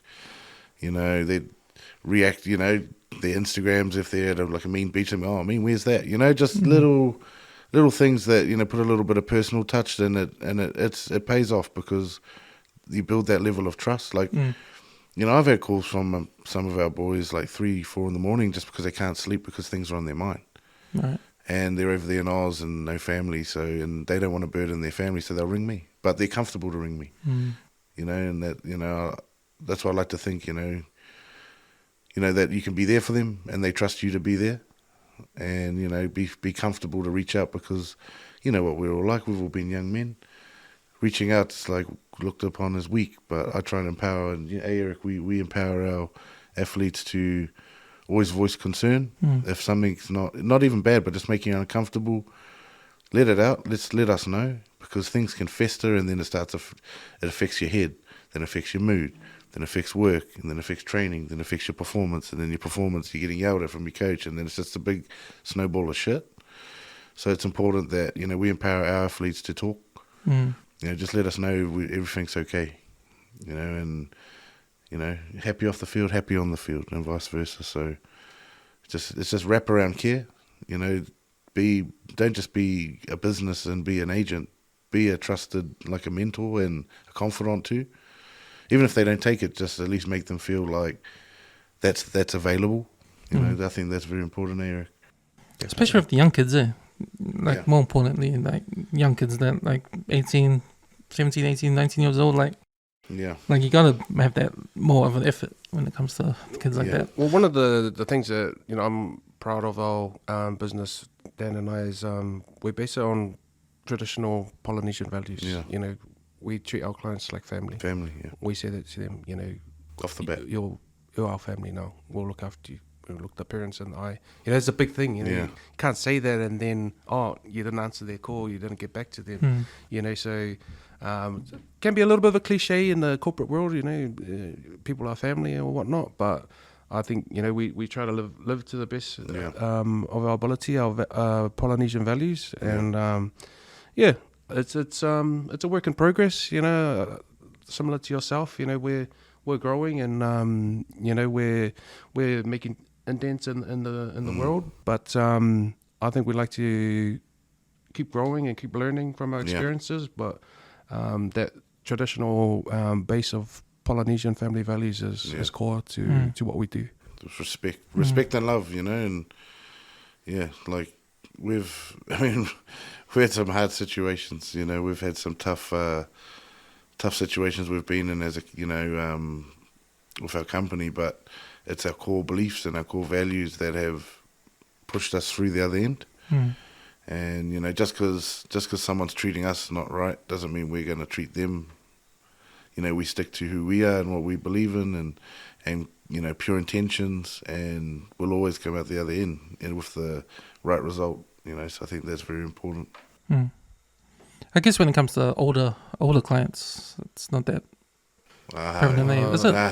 Yes and no. Like if you get say a 28-year-old, that's already playing for years. It's all situational, bro. People are people, and I like to say that in rugby league we have a lot of man-child, so in both senses. So you've got the young kid that's you know, looks like a man and he acts like a man and everything, but you know, when they grow up, say they're 28 or whatever, they might not have had a different range of life experiences, which is going to serve them when they go on their rugby league journey. So it can be challenging sometimes, and we just have to do our best to make sure we've vetted them and understand what are going to be the challenges for them. So if they go over to Australia, you know, you might make the assumption that, oh, this is a 28-year-old man we're dealing with, we'll get him over there, take care of himself, whatever. That's not always the best thing to do. So they might need to go over there, they might need to be billeted, So you might be thinking, oh, that's a college kid sort of thing. But just till they get on their feet, just so that they have a base to be, safe and secure, that might be the best option. It might not be what you think. Oh, yeah, just let them do their thing, because we don't know what sort of experiences they've had in their life unless we ask, and we know that, and then they can go and be on their way. And because we want them to focus on rugby league, you know what I mean? We want them to go there, and we understand that the challenge is so great that these guys are going to have to dedicate everything that they have to, making it in rugby league. But if they don't know that you got to pay your rent all the time, you got to pay your power on time, you got to do all these little boring things that you have just ignored for the first 5 years of your adulthood. You go over there. If you stop doing that, then you might not even make it to the footy pitch. Yeah. You might be getting deported back or whatever happens. So like we've got a 15-year-old that goes to school, works part-time, is on plays rugby, trains his own training, and gets does all of this on his own. Right. But then on the flip side, we've got older guys that that are opposite. Yeah. So just we have a blanket approach with how we treat people, but we have an individualistic, tailored interactions for them. Yeah. You can't blanket everyone. You can't treat everyone the same because not everyone's the same. But core values wise, we treat everyone the same. But yeah, it's been we've had some very interesting experiences. It's been very eye-opening, Eric, to say the least. Yeah, it's for me, it's a challenge. It's a challenge. Dan is a relationships person. I'm very much a black and white, T's and C's kind of person. And we play to our strengths, and then so sometimes when we get into these little pickles with our players or whatever, we have our little meeting. Oh, this happened, and I'm like, oh, here's the black and white. I'm a trained lawyer, so I'm just like, this is our stance here. This is what we contractually are liable for. And he's like, no. That's and so we go through that process, and we work out what's the best plan. And as I said, we've engaged these people as our family. So what would you do for your family? What in this situation, what are you going to do for your family? So it's a process. Do you know what I mean? Yeah. I was thinking about that movie, that famous sports agent movie, Jerry Maguire, Tom Cruise. And do you guys get into that situation where you got a player that's coming at the end of his contract, might not sign another deal with that club, needs to find another club? Do you get those situations a lot? Yeah, we have. Yeah. I wanted. And how intense is that? Intense? Or I'd love for it to be Jerry Maguire level. Yeah, so I think for us is like Dan alluded to, is we're not quite at that level yet. We're still building from our foundations, and we're working with the young children and young men and young women, and then we have the mature age athletes. So we're got a great group of athletes at the moment. Yeah. One of our athletes, Oli Tumavavi, is over giving a good crack at Burleigh Bears. So their feeder at the moment to Broncos. So, if he has a stellar year, he could be knocking on the door of an NRL opportunity. So nice. it's still he's still got a lot to do. He's a lot to work, but he's a great young man, and he does the work, and he's a breeze to work with. We checked in with him recently, and he was loving life. I think he's strained his hammy. Yeah, he was doing the warm-up on the second trial, Burley second. He played in the first trial, played 60 minutes, scored a try. But yeah, just slightly tweaked his hammy, so he'll be out for a week or two, but nothing major. He's confident. He's doing well over there, doing very well over there, playing, Burleigh Bears. They were the best team in the comp last year, Q Cup. They lost that... It's all picky. Yeah, they lost him, but then they had that young Keanu... He's at the Titans, knocking on the door of the number 1 jersey, because they switched their feeder club. Burley was with the Titans, and then this year they're with the Bronx. And so Ollie's looking good. Ollie's looking good for the number 1 jersey, doing well over there. Wish him all the best, right there. And we've got a few other good prospects in the pipeline, and yeah. So how we were talking about the window, as the athlete gets older, and if they haven't made it into that system, NRL level system, your opportunities start to decrease. You know what I mean? People are not always willing to take a chance on someone that's slightly older, and they don't have that high ceiling to grow. You know what I mean? You're coming in as an adult, your rugby league ideas are formed. So generally speaking, that might be a forward. A forward might crack it as they get older, just because of the nature of their position, and well, it's changing now because a prop these days got to be just as quick as like a second row centre. So, do you know what I mean? The game has got along faster, but traditionally speaking, a prop might be a little bit slower than your other forwards or other positions. So, they might be able to stay in the game a little bit longer. Do you know what I mean? So, you've seen the likes of, I think, Hargreaves or, Furu Momo is still playing. Well, he was really quick. He was really quick over 20 minutes. Wasn't he meters. the quickest in the Kiwis? He was one of the quickest over 20 meters, I think, in the NRL. Yeah, so I believe so. The speed is something that you can't really train. You can work with it. You can I'm amazed how his style of play, how his body's held up over the years, bro. He was ultimate crash bash. Yeah, no, I'm a big fan of Fui and his style. And everyone speaks about the Hayne playing, but it was Fui. Fui put that team on the back of his broad shoulders, and I think even in the grand final, I think he was the one that almost single-handedly brought them back from the grand final. That loss, was it 2000? That was a while ago.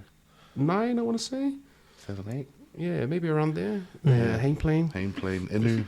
Yeah, Krishna Inu, Lady Mateo. Yeah, we just signed Rugby League's fastest man. Leroy Kamau. He's PNG. He's the Pacific Islands fastest man. Oh. So he was with the PNG Hunters 2020. Yeah. But then he's always been a sprinter. And his coach said that you've got a chance to make the Commonwealth Games.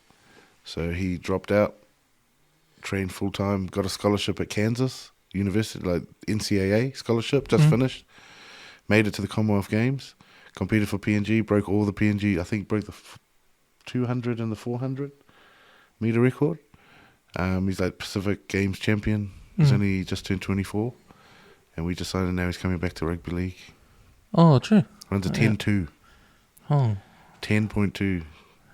100. And 100. He runs a 20.7 or 20.6. What was his Bronco? What was his Bronco, recent Bronco He just did a Bronco, 4.28. In the cold of in like winter in Kansas where it's like nearly snowing. I've got it on video just in case. So it's like sub 5 minutes is considered pretty good. Yeah. Well, I think Bowden Barrett. It's 4.18, isn't it? Isn't the All Blacks Bronco record? Yeah, something like that. He came on the news about it. Yeah, but Leroy did a 4.28. He's never done one, and he did it in the freezing cold. Like you see him running in all the vapor coming out in Kansas. How old is he? Just turned 24. Oh yeah. So that's a great example of like the mature aged athlete. Do you know what I mean? So they've still got a chance to make it, but if you compare him to like the 15-year-old that we were talking about, they're just like apples and grapes. Yeah. So they're completely different categories. But we still think they have a opportunity to make a living in rugby league. Yeah. And we go through that with them. So obviously the NRL might be a little bit further away, even though they are older. But there's an opportunity there if they perform on that level, and then they make a name for themselves. Put together some great performances, get noticed as well. It still does rely heavily on who you know and who's seen you and who can vouch for you. Yeah. But someone like that. Leroy's there is an NRL club that have poked their nose in. Oh yeah. Yeah, there is. We can confirm that there is interest from an NRL club, but he's been away. He's been away from the game for a few years, and he wants to take time to adjust because he's been at Kansas, NCAA, full state of the art training specifically for sprinting, but. There's two things in rugby league you can't coach, and that's size and speed. And there's no one faster than, you can put it out there now. I could say, I'll call out the Fox, Jason Saab, Tautai Kola, Race Our Boy. I'm sure Manly Seagulls will sign him up there into their fast dudes. Oh yeah, well, he's definitely like hands That's down. all they were doing for a while, eh? Yeah, well, they've probably got the fastest backline. Oh, they do have the fastest backline in the comp. But I'd love to put it out there. Anyone who thinks that have a challenge. Leroy will be in Australia in a couple of weeks. So Couple of weeks. Oh, damn. yeah, he's flying. He's going straight from Kansas straight into preseason. Yeah. Just finalising a few things, but yeah, it's exciting. I've talked to Eric. I really, our company, we really want to start like getting into the islands. Getting these young players over there some pathways and some opportunities. It was really like Marika Korobeti. He was really his story really sparked my interest. He came over to, I think it was to Australia with a sevens team or a rugby union team. Yeah. They were just like, who's that guy? And then they tried to find him in Fiji. They couldn't find the Tigers. This was the Tigers. They couldn't find him because he lived in like the jungle. Yeah. You had to like you couldn't drive to his house. You had to like bush trek through. And they signed him. It's like that movie Air Up There. Yeah. When Kevin Bacon goes to Yeah, it's like that, bro. Like they signed him, brought him over. He couldn't even bench press like 40 kilos. Never been in a gym, but like hard. He couldn't even bench press 40 kilos. Shucks. But apparently after his like under 20s rookie year, he was like benching like 170 or something. But just a freak, a freak athlete. And I just speed excites me. It's just I'm a big fan of pace. Yeah, pure pace, and especially the islands. There's so much talent over there, but no one's really going there. There's one guy I thought about was what's his name? I know Andrew Johns and Joey Johns. They go to Fiji quite a bit. Yeah, they were interested in coaching Manu Samoa once on stage. I mean the Toa Samoa. Got rejected for some reason. But the guy I was talking about was I saw Fa'aloa from his place was Storm. Well, you want to know something funny about that? That guy. So when I was coaching in Melbourne, I was coaching for Altona Roosters in the NRLPA comp there. Yeah. And he was playing. I think he just moved over from Samoa. He must have, and he was 17, just turned 17. So did he move over on his own accord, or did someone? I'm not. I couldn't know, but he was playing for a club called Northern Thunder, and a young fellow that I was coaching, he used to repost his little like Sua's highlights on his Insta. Yeah. And I was like, "Who's that?" And he's, "Oh, it's my mate," and I was like, "Oh yeah, tell him that I'll play him first grade for the Roosters." And we'll pay his petrol every week. Yeah. I'll put him into first grade because he was playing under 18s. And he was like, keen as. But the parents were working. The family couldn't, because it was about a 40-minute drive. Right. They couldn't. And then next minute, like a few years later, But I swear to God, like I knew, I was like, this guy's got something. Yeah. He's got something. He's special. At 17, he reminded me of who was that Fijian sevens player? Not Sarevi, the younger one. Oh, I can't remember his name. This is William Ryder. William Ryder. Oh, yeah, He reminded like William Ryder. Mm. Explosive. Like, man, he's a talent. I don't know what they're going to do with Pappenhausen. They've just signed to a big deal, this week. I imagine wing, 5 year. maybe? They put him wing, do you think? Well, I think they trialled him where they think they're going to put him, which is off the bench, 14. Like how Pappenhausen, remember? Craig Wingstyle. Well, remember Pappy was he was off the bench 14 when Slater was coming to the end. Yeah. Right. I don't think they've got trust in Pappen. I just feel sorry for him, He's in a position similar to Tommy Turbo, Worse because head knocks. Yeah, just injury clouds, and it's such a shame, it's such a amazing talent and great footy player, but just when your body can't really put up with, I think it was Isaiah Yaoye, That was sad. He had to medically retire. He pretty much shattered his ankle. Yeah. And he was just at the start of his career, so he was a menace to us. It is a physical game. Do you know what I mean? So there's quite a lot of risk involved. Yeah. And not everyone can, make it through the hard knocks. I think also with the NRL, It's pretty stringent now, eh?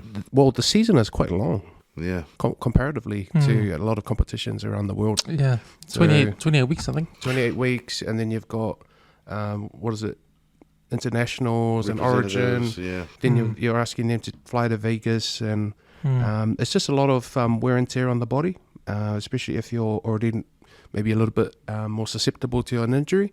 So I think over the long run, as the game grows, I think they're going to have to really reassess, the length or the number of games that these athletes are having to play. Yeah. Because if you want someone to be a Tom Brady-like star and be in the game for, Cult following. you and all know, that, yeah. be in the game for so long, you're not going to be able to build that with someone in the game in 1 or 2 seasons. Right. That's You're right. going to have a little flash in the pans, like Sevens. You're going to have a little flash in the pans, and then they move on, and then they never really built a brand.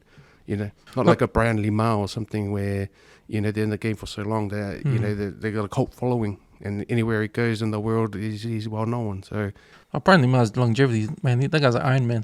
Eh. I think he might be my uncle on my Samoan side. The distant relative, Well, in compared to NFL season, it's short. Hey, relatively short. 18 weeks, and there's 32 teams. So teams don't even play everyone. Yeah, in that's one right. season. So, But every game counts. Every single game counts, even the first game. Yeah. I think if you lose the first 3 games, you considered out, or 4 games. You're considered. it depends if you're on a week. It's your schedule, eh? Yeah, it depends if you're on a week. What's the thing called? They got the Division. So you only have to win your division, then you go through. You can have a get losing season and still get through in a wild card. I Yeah. think Yeah. At one stage, there's teams going through on like 7 and 9 or something. So they had a losing record. Like the and then- Titans or something. Yeah, man. But I don't know if NRL wants to go that way. Shorter season. The more matches, the more money, and the more Yeah, money, the that's the more. thing, eh? That's the downside of having a businessman at the head. Well, I think the other thing is the players want more money. So the players want more money. Everyone wants more money. That's just a catch-22 of it. The current deal, based on I think Channel 9 is the major money. CBS, So CBA. Channel 9 is the major money behind it, and that's the terms of the deal. I think the deal has it been renewed recently. Yeah, it's a new CBA coming in there. So wonder how NFL gets away with it then. They don't really rely on the number of games. well, I think as well as the model in the NFL is they've got those mega owners, Yeah. and the mega owners run They run the league. yeah, So they have their their commission. and they click up together and yeah, And each owner's it's like a private club. yeah. That NRL that NFL team is basically like their toy. That's their little. That's what they do with their money, and they make all the decisions for the competition as a whole. So they have to negotiate with the players' union, but I think their union is a bit more stronger. They have the star power.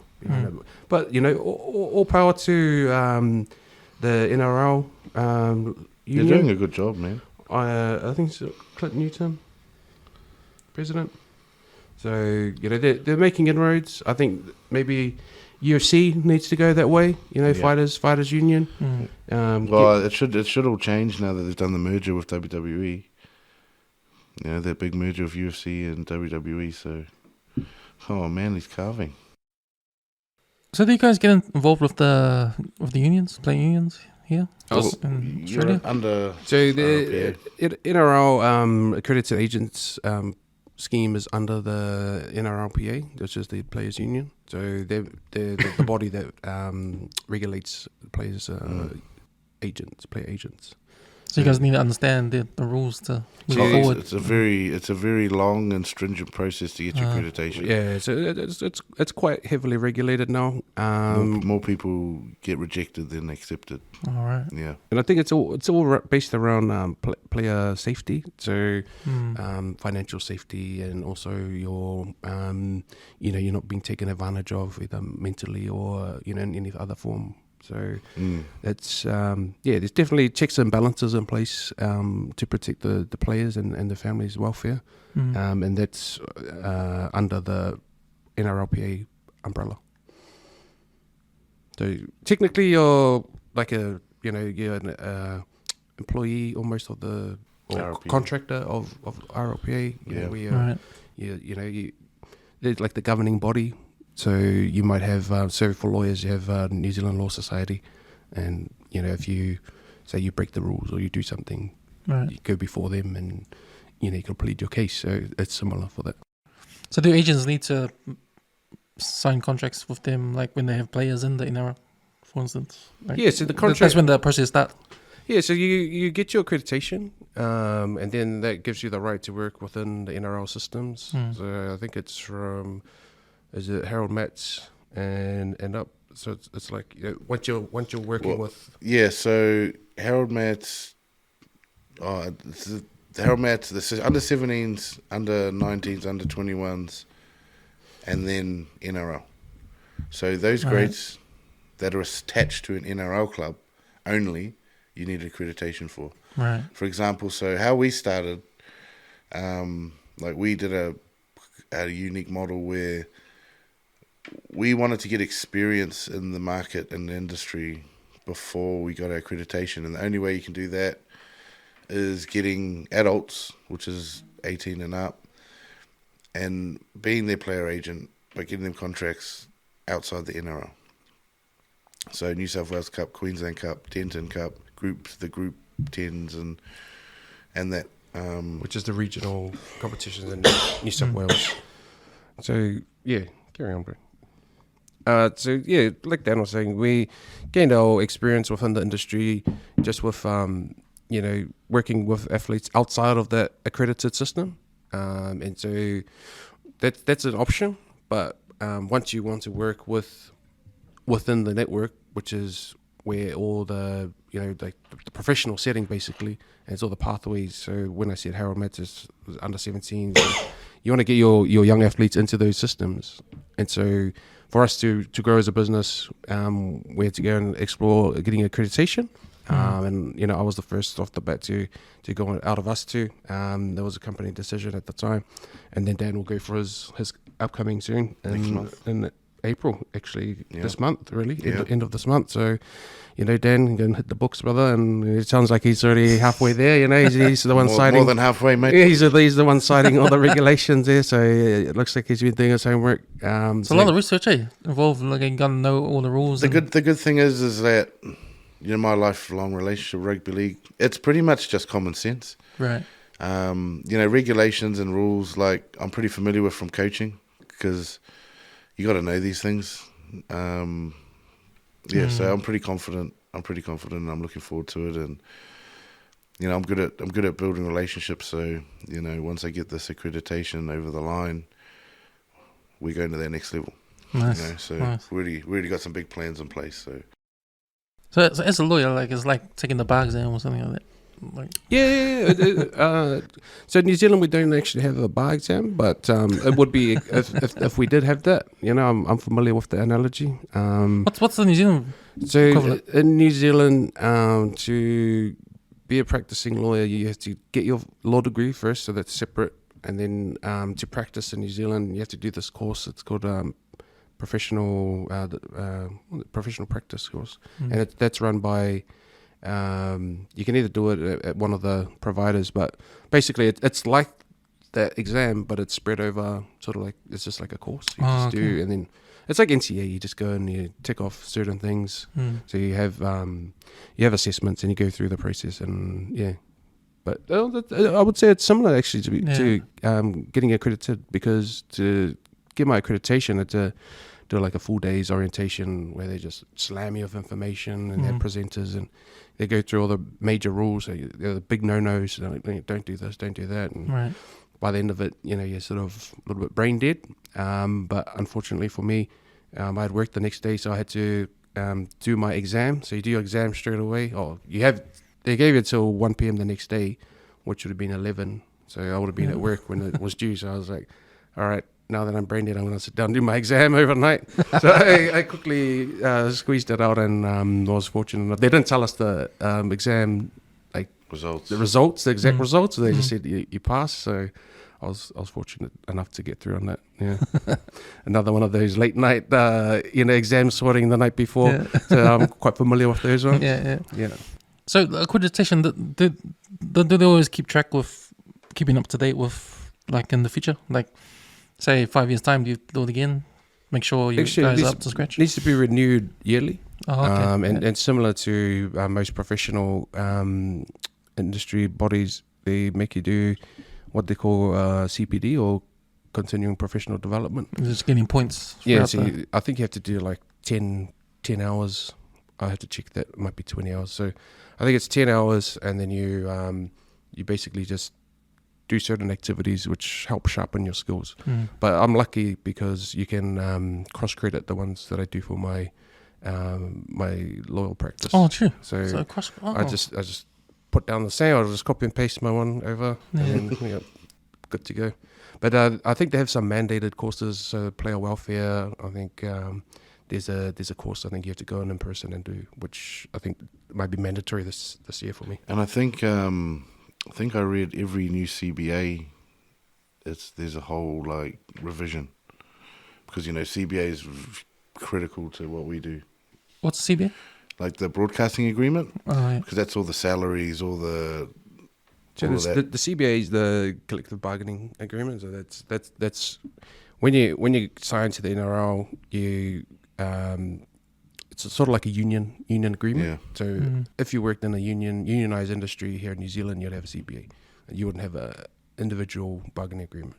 It's run off the broadcasting deal, eh? Yeah, so it's based on the broadcasting deal, just because that's where the money comes from. So then everything that happens between the players' union and then the NRL itself, that's mandated for, and then what you negotiate for individually with your agent is working within that framework. So you're top 30 player for NRL, and then so you must earn a certain amount of money. I think it's like 275, I think maybe around there. And then the NRLW has a certain framework which they need to work within. And those are the CBA mandated minimums. So yeah, it's all sort of regulated. Where you get your Latrell Mitchell or your Tommy Turbo type contracts is you'll get a certain amount from the club, and then you get your third party. So they get the third party thrown in around quite a bit. That's just, I would say it's similar to your, you might have heard of the NIL in the college system. Next in line. So it's you get your name, image, and likeness, and then you get ability to market that and to earn that. But you just got to report it. So what you have to report is to make sure that certain clubs are not just sending people your way to come in, pad your paycheck to stay at a club. So the NIL, is that in Australia? NIL is it's a loophole in the college amateur system. They've put it in there So now, eh? In America? In America. So you may have heard I that about this. Reggie Bush and certain people, they were getting paid all those years, and so he lost his Heisman Trophy. And so there was a big push to start paying the athletes. They're making millions. But the colleges, I think they're worth billions. Those college alumni, those college competitions. I think like Big Ten and all that.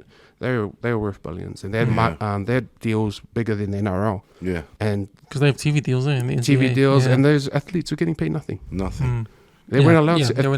And if they did, let's say that I don't think it was if they did it. If they got caught paying them, then there were, there was consequences for those players. Because schools were doing it under the carpet, under the table, sort of. They call them boosters, eh? Well, apparently everyone did it. I'm not really involved in the industry, but I'm familiar with the discussions around it, and it was pretty commonplace. I think they had was it Johnny Manziel? Yeah, he was on Club Shay Shay the other day talking about how his dad went in there and demanded I think it was like $2 million just to stay at where was he? At Texas A&M. So that apparently it just happens, and like people say commonly, like I was paid millions, and it happened. It's just whether or not they wanted to shut it down, and America's a different beast, and they got different challenges and different histories that they deal with. But I think taking advantage of people is commonplace around the world, and that's just one of the ways that now those athletes that previously couldn't be paid legitimately, they can go to TikTok or they can go to YouTube, and then they can do their little Well, Destroying. Remember the guy I told you about? yeah. So are you familiar with the YouTuber Destroying? No. So he was on he's a kicker, a place kicker, and he was on a scholarship. I think it was FSU.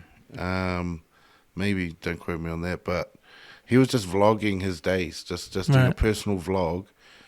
And because that's when YouTube was like starting the monetizing and stuff, and he was only getting bugger all. But the NCAA scrapped his scholarship because he was getting paid off YouTube. Oh, okay. And so he quit. He got kicked off the team out of it, and then he's like got like ridiculous amount of followers now.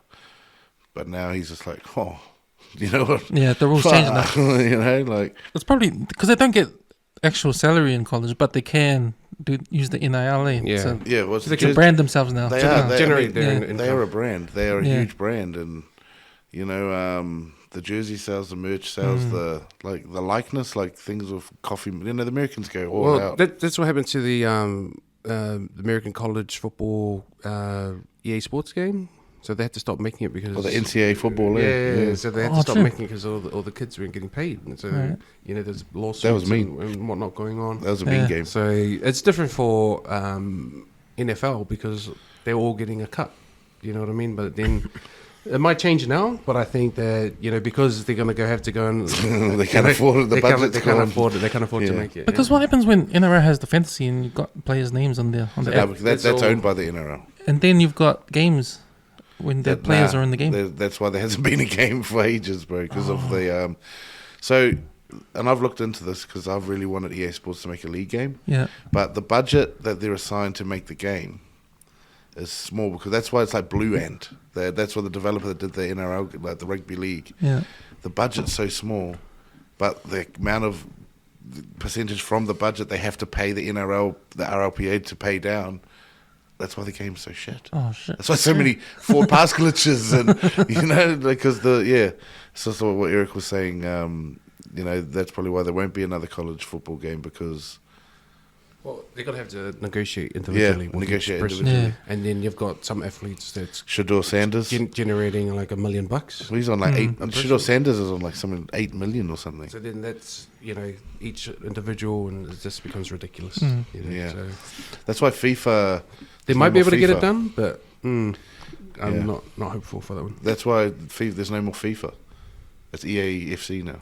All right. Yeah, same thing because they lost the rights. The negotiations. I think that's what happened to Rugby 08. You ever play that? Rugby 08? Who hasn't? But like there was like no names on there, and they look exactly like the player. Yeah. But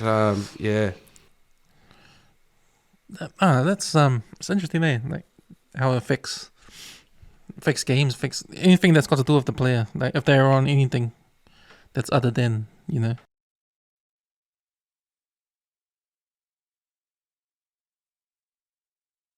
Yeah, man. Who do you got for this game? Bronx. I reckon the Bronx. Bronx, eh? Yeah, they took my guy. I don't like the Roosters. They took my guy. Who's your guy? Dom Young. I think Bronx gonna win there. Yeah, Bronx. Watch Reece Walsh. He's confident enough to catch in that Brady pass. He's gonna think he is Brady now. Well, that's what they've spoken about. Is Reece Walsh has the potential to go? And I'm like, it's too small. What do you think? What are you even looking at? What are you talking about? What position? He's too small, too short to be a wide receiver. He's not. Every tackle he gets, he's down on the ground holding him. Imagine if they get hold of him. 6'8", like 200 kilo. I think in NFL, if league were to produce any sort of crossover athletes, I think they would be looking at something like a linebacker. But that physically. But the thing with linebacker is they're so technical. They're so technical, and your knowledge of the game needs to be pretty much just as good as a quarterback. Yep. Where it's almost impossible that they're going to get that education in that short amount of time. You know what position I personally think? Yeah. Safety, fullbacks. Like that's where I thought Valentine Holmes should have played safety. Well, his defense was never great. It's pretty good. Yeah, so we do disagree a lot. Yeah, we you know, do. if you hadn't noticed that. Yeah. But I think that's what makes our friendship so great, and our No, yes, partnership men. is, we're not afraid to challenge each other. Yeah. And often when we were sitting down and meeting with the athletes and the parents and that, we'll have a complete different opinion. Yeah. Or it's always they ask, oh, what clubs do you support? And it's Yeah, so this guy loves to bag my Warriors. So I get on the offensive these days, and even before he starts Yeah. up, you normally start ripping in. How'd you guys meet anyway? So we had a mutual friend, and I straight out of school, I sort of moved over to Melbourne. My older brother was living there, and I met one of Dan's friends over there. He's a good mate of mine. And then when I moved back to go to uni, Dan had come to meet up, catch up with his friend as well, Jordan. And then we got chatting. We started talking about rugby league and whatnot. And then he asked me to come down and help coach his boys team down at Mount Albert. I'm a Richmond boy, and he was like, don't think ultimate salesman kicks in, got to mind myself around his sales tactics, so I always tell him, Closer. Yeah, the bro's a closer. But yeah, he's just been a great person to be around, and super talented individual. I think our skill sets is like complementary as well. So there's a lot of things where I would say know absolutely nothing about, and I have no problem like flicking it over to the bro and relying on his expertise, and I would hope that he would do the same. And so, as a business, I think that's what you look for is someone that's going to complement your skill set, and also not be afraid to challenge you. Like, we need to do it this way, and explain why. And I'm more than I like to think that I'm a logical person, and that I'll listen to my mind does change every now and then, but I gotta process it mentally, and that's sort of we're very similar, but we're very different. We're like Eric said, the compliments. Like I'm a go. Yeah. Eric's like a whoa, Pump the brakes. Yeah, pump the brakes, and it works. There's shot and goals. Yeah, but like Eric's and just other things, like we're opposites, but we always show each other respect, and we always hear each other out, and it's not a power trip ever, and all of our clients and our young players' parents all say like we're genuine people, and we're in this for the right reasons. Like if we were in this to be money bags and to be those high flying Versace agents, we wouldn't be doing it now, I'll tell you. But we're in this for the long haul, and we're doing this because we want to change the game and change people's perception of what agents do. Because a lot of people out there just think vampire, just gonna use and abuse and chuck my son to the side. That's why we're in it. I had a lifelong relationship with rugby league, so I just feel I had a good life. My dad didn't. He came from Roskilde, the ghetto, back in the 80s. Bad. I didn't experience that. And that's due to rugby league. So I just feel it's my duty to kind of give back to the game that gave my family a lot, and also give young people that may not have the best opportunities in life to have an opportunity. And that's the whole and only reason I do it. Eric's very much the same. He's very passionate about the game, very passionate about, not just our Pacifica people, but just young people in general. And that's our whole ethos, is just be genuine, be a good person, and show respect. And, I'm pretty proud of where we've come. We've come from, this came from sitting in my cinema room, just having a few, just to now we're fully fledged. We're internationally recognized.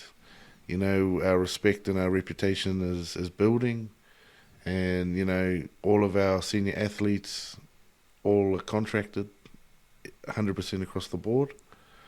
Nice. So I'm grateful, and I'm grateful for all of our, I'm sure you're the same, Eric, for all of our athletes and athletes' families that have chosen us to guide.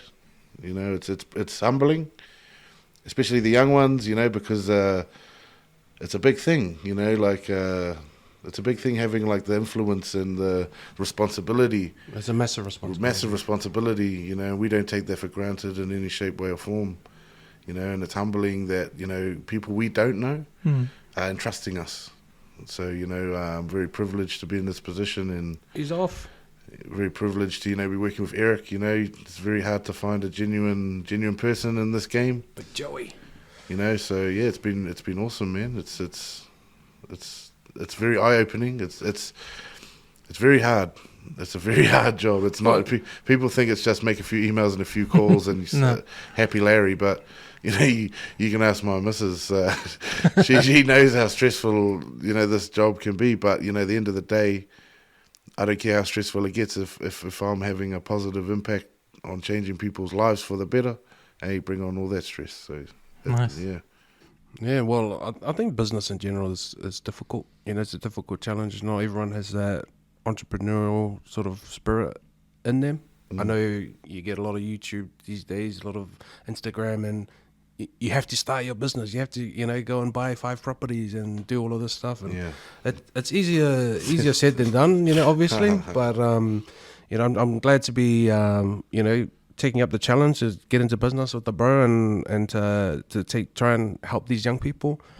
Major influence on myself growing up is similar to Dan. My father was always involved in sports, community sports, massive in the Niue community. So, you know, I'm Niuean and Tongan, of Tongan descent, born in here in New Zealand, and my dad, you know, pretty much every spare moment was spent in the community sports, giving back. And there I was carrying the chili bins, or you know, all the setting up tents at like 6 in the morning to, you know, for community sports, and then it wasn't even something I enjoyed at that time.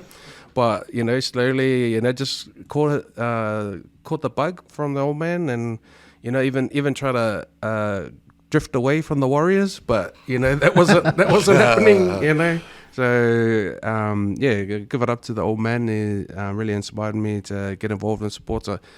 I loved the sports, but I just thought that you know, my old man's working 2 jobs here. You know, he's doing the community sports and he's working 9 to 5. So if I can make a living out of the sporting industry and do what I love to do, and you know, help young people along their way, then that's something that I wanted to give it a crack. When I was at school, I went to, you know, St. Paul's College, you know, one of the best rugby league schools here in New Zealand, and you know, people were getting signed up by agents left, right and centre, making into Warriors development at that time. This was before they even had 20s. It was like Warriors development, and then they went to 20s model, and then, you know, all the boys getting picked up, going to Cronulla, and you know, it was just all around. And we had agents come and speak at school, and I just felt like, who are these people? Who are they coming in, and what's their intentions? And you know, can I do something? You know, I wasn't quite the best athlete, but I definitely had, you know, some brains to me. So I was thinking, you know, maybe I can give back in that way. Do you know what I mean? So just something I love to do. It's not always easy. You know, I finished my 9 to 5 lawyering, and then the brain's not always working as best as it could. And, you know, I get the call from the bro, and he's like, oh, you know, we need to do this. And I'm like, oh, Yeah. hold on. Let me go have another coffee, and then, you know, I'll see what the brain says. But yeah, it's humbling. It's definitely a beautiful challenge, and I love to get out and meet the families and just to see what makes them tick. One of our recent signings, the Koloi family, you know, beautiful family, and their both parents are like in the acting scene. So I think there was an ad that played earlier. Corrections. And you know, there was a corrections ad, and the father was he had played, I think, the prisoner, and in another ad he'd played the prison guard. Oh yeah. So you know, there's different people out there, and it's beautiful to get out and meet them and see what makes them tick, and work with them. Yeah, and just want to, on behalf of myself, thank you for having us on your podcast. I love your flag there, the West Network. You know, proud to represent Central up in here. But also 651, so you know that, and he's rocking the bros. Anybody can get it top. Yeah, so yeah. yeah, Shout out you to know, Selinga or Richmond. Yeah. So Yeah. Selinga's one of my. Actually, I grew up with Selinga. Known him since primary school. Oh yeah. He is straight from the islands, and it was one of my first friends to have at school, and we were just catching up recently, and that also was DJing in the background. But meaning to go to his trainings. Always he posts up his trainings he does, but I've been too busy.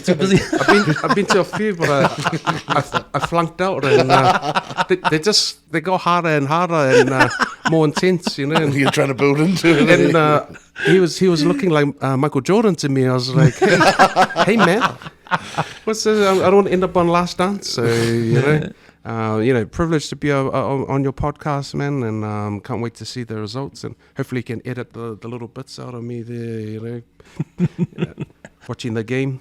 That's right. That's all right. No, thanks guys for coming on in, and man, I really enjoy this talk, and I hope you guys can return and we'll do this again. But man, like, this podcast, I've had many people come through just to talk about, like, especially people that they have their jobs, right? But they love something else, and they make that something else into something. You guys, you do lawyering for a job, but you love this, and you're doing this. You love the game, and you're doing this because you love the game. You don't want to work another job, This is the job you want to do. I've got a background in corporate sales and business development. Yeah, but using that in the job, in the sports sense. So. Yeah, no. When we've both said, hey, Eric, when our company gets to the point where this can be our full-time job, we made it. Doing this as a full-time job and being able to look after our families and do this. This is the dream. That's the dream. That was our first talk about it. Was, wouldn't that be mean? And look at us. We're on almost ways. Almost there. On ways, bro. Almost there. But yeah, just like Eric, bro, I just want to just acknowledge you and, for having us on, and, just acknowledge all your listeners and supporters for taking the time out of the day to listen to this, and hopefully it's, brought a little bit of insight into what we do, and, if anyone can take a little bit of knowledge out of this is great, and I just really appreciate your time, Ulz, and, for having us on, and look forward to, coming on in a future date with some, exciting, bigger updates and news and things to talk about. Hard up. So where can the listeners find you guys? So we got an active Facebook page. You can find us on Prayer Sports Management. Prayer Sports Management, and also on Instagram. So all socials, we're active on there daily, and updating our people, putting the good word out on the progress of our athletes. Yeah. It's not something that's natural to me to, if you go look at my Facebook page, it might be like last posted in, but, we try to keep it relevant and active, and, keep the good news flowing. But yeah, you can contact us on there. My contact details are also available on the NRLPA website, so Accredited Agents list. And, you'll probably see us out around, flashing our polos, just feel free to walk up and say what's up. We're really approachable people. I don't always have a smile on. Actually, I'm not really a smiler, but I smile on the inside. So feel welcome to come up and say what's up. And also, if you're an athlete yourself, or if you've got a nephew or niece, or brother or sister that's aspiring to get into rugby league or take it further, just feel free to contact us, and even just for advice. It doesn't have to sign to our agency or anything, but just if anyone out there, even if you're an athlete yourself and you just want some tips on how you can get better, or what it takes to go to that next level, hey, we always reply. We're always there. We're not we only do give advice to our signed players. No, we're there genuinely to just help anyone that wants our help. So yeah, hit us up. Thanks, boys. I appreciate it.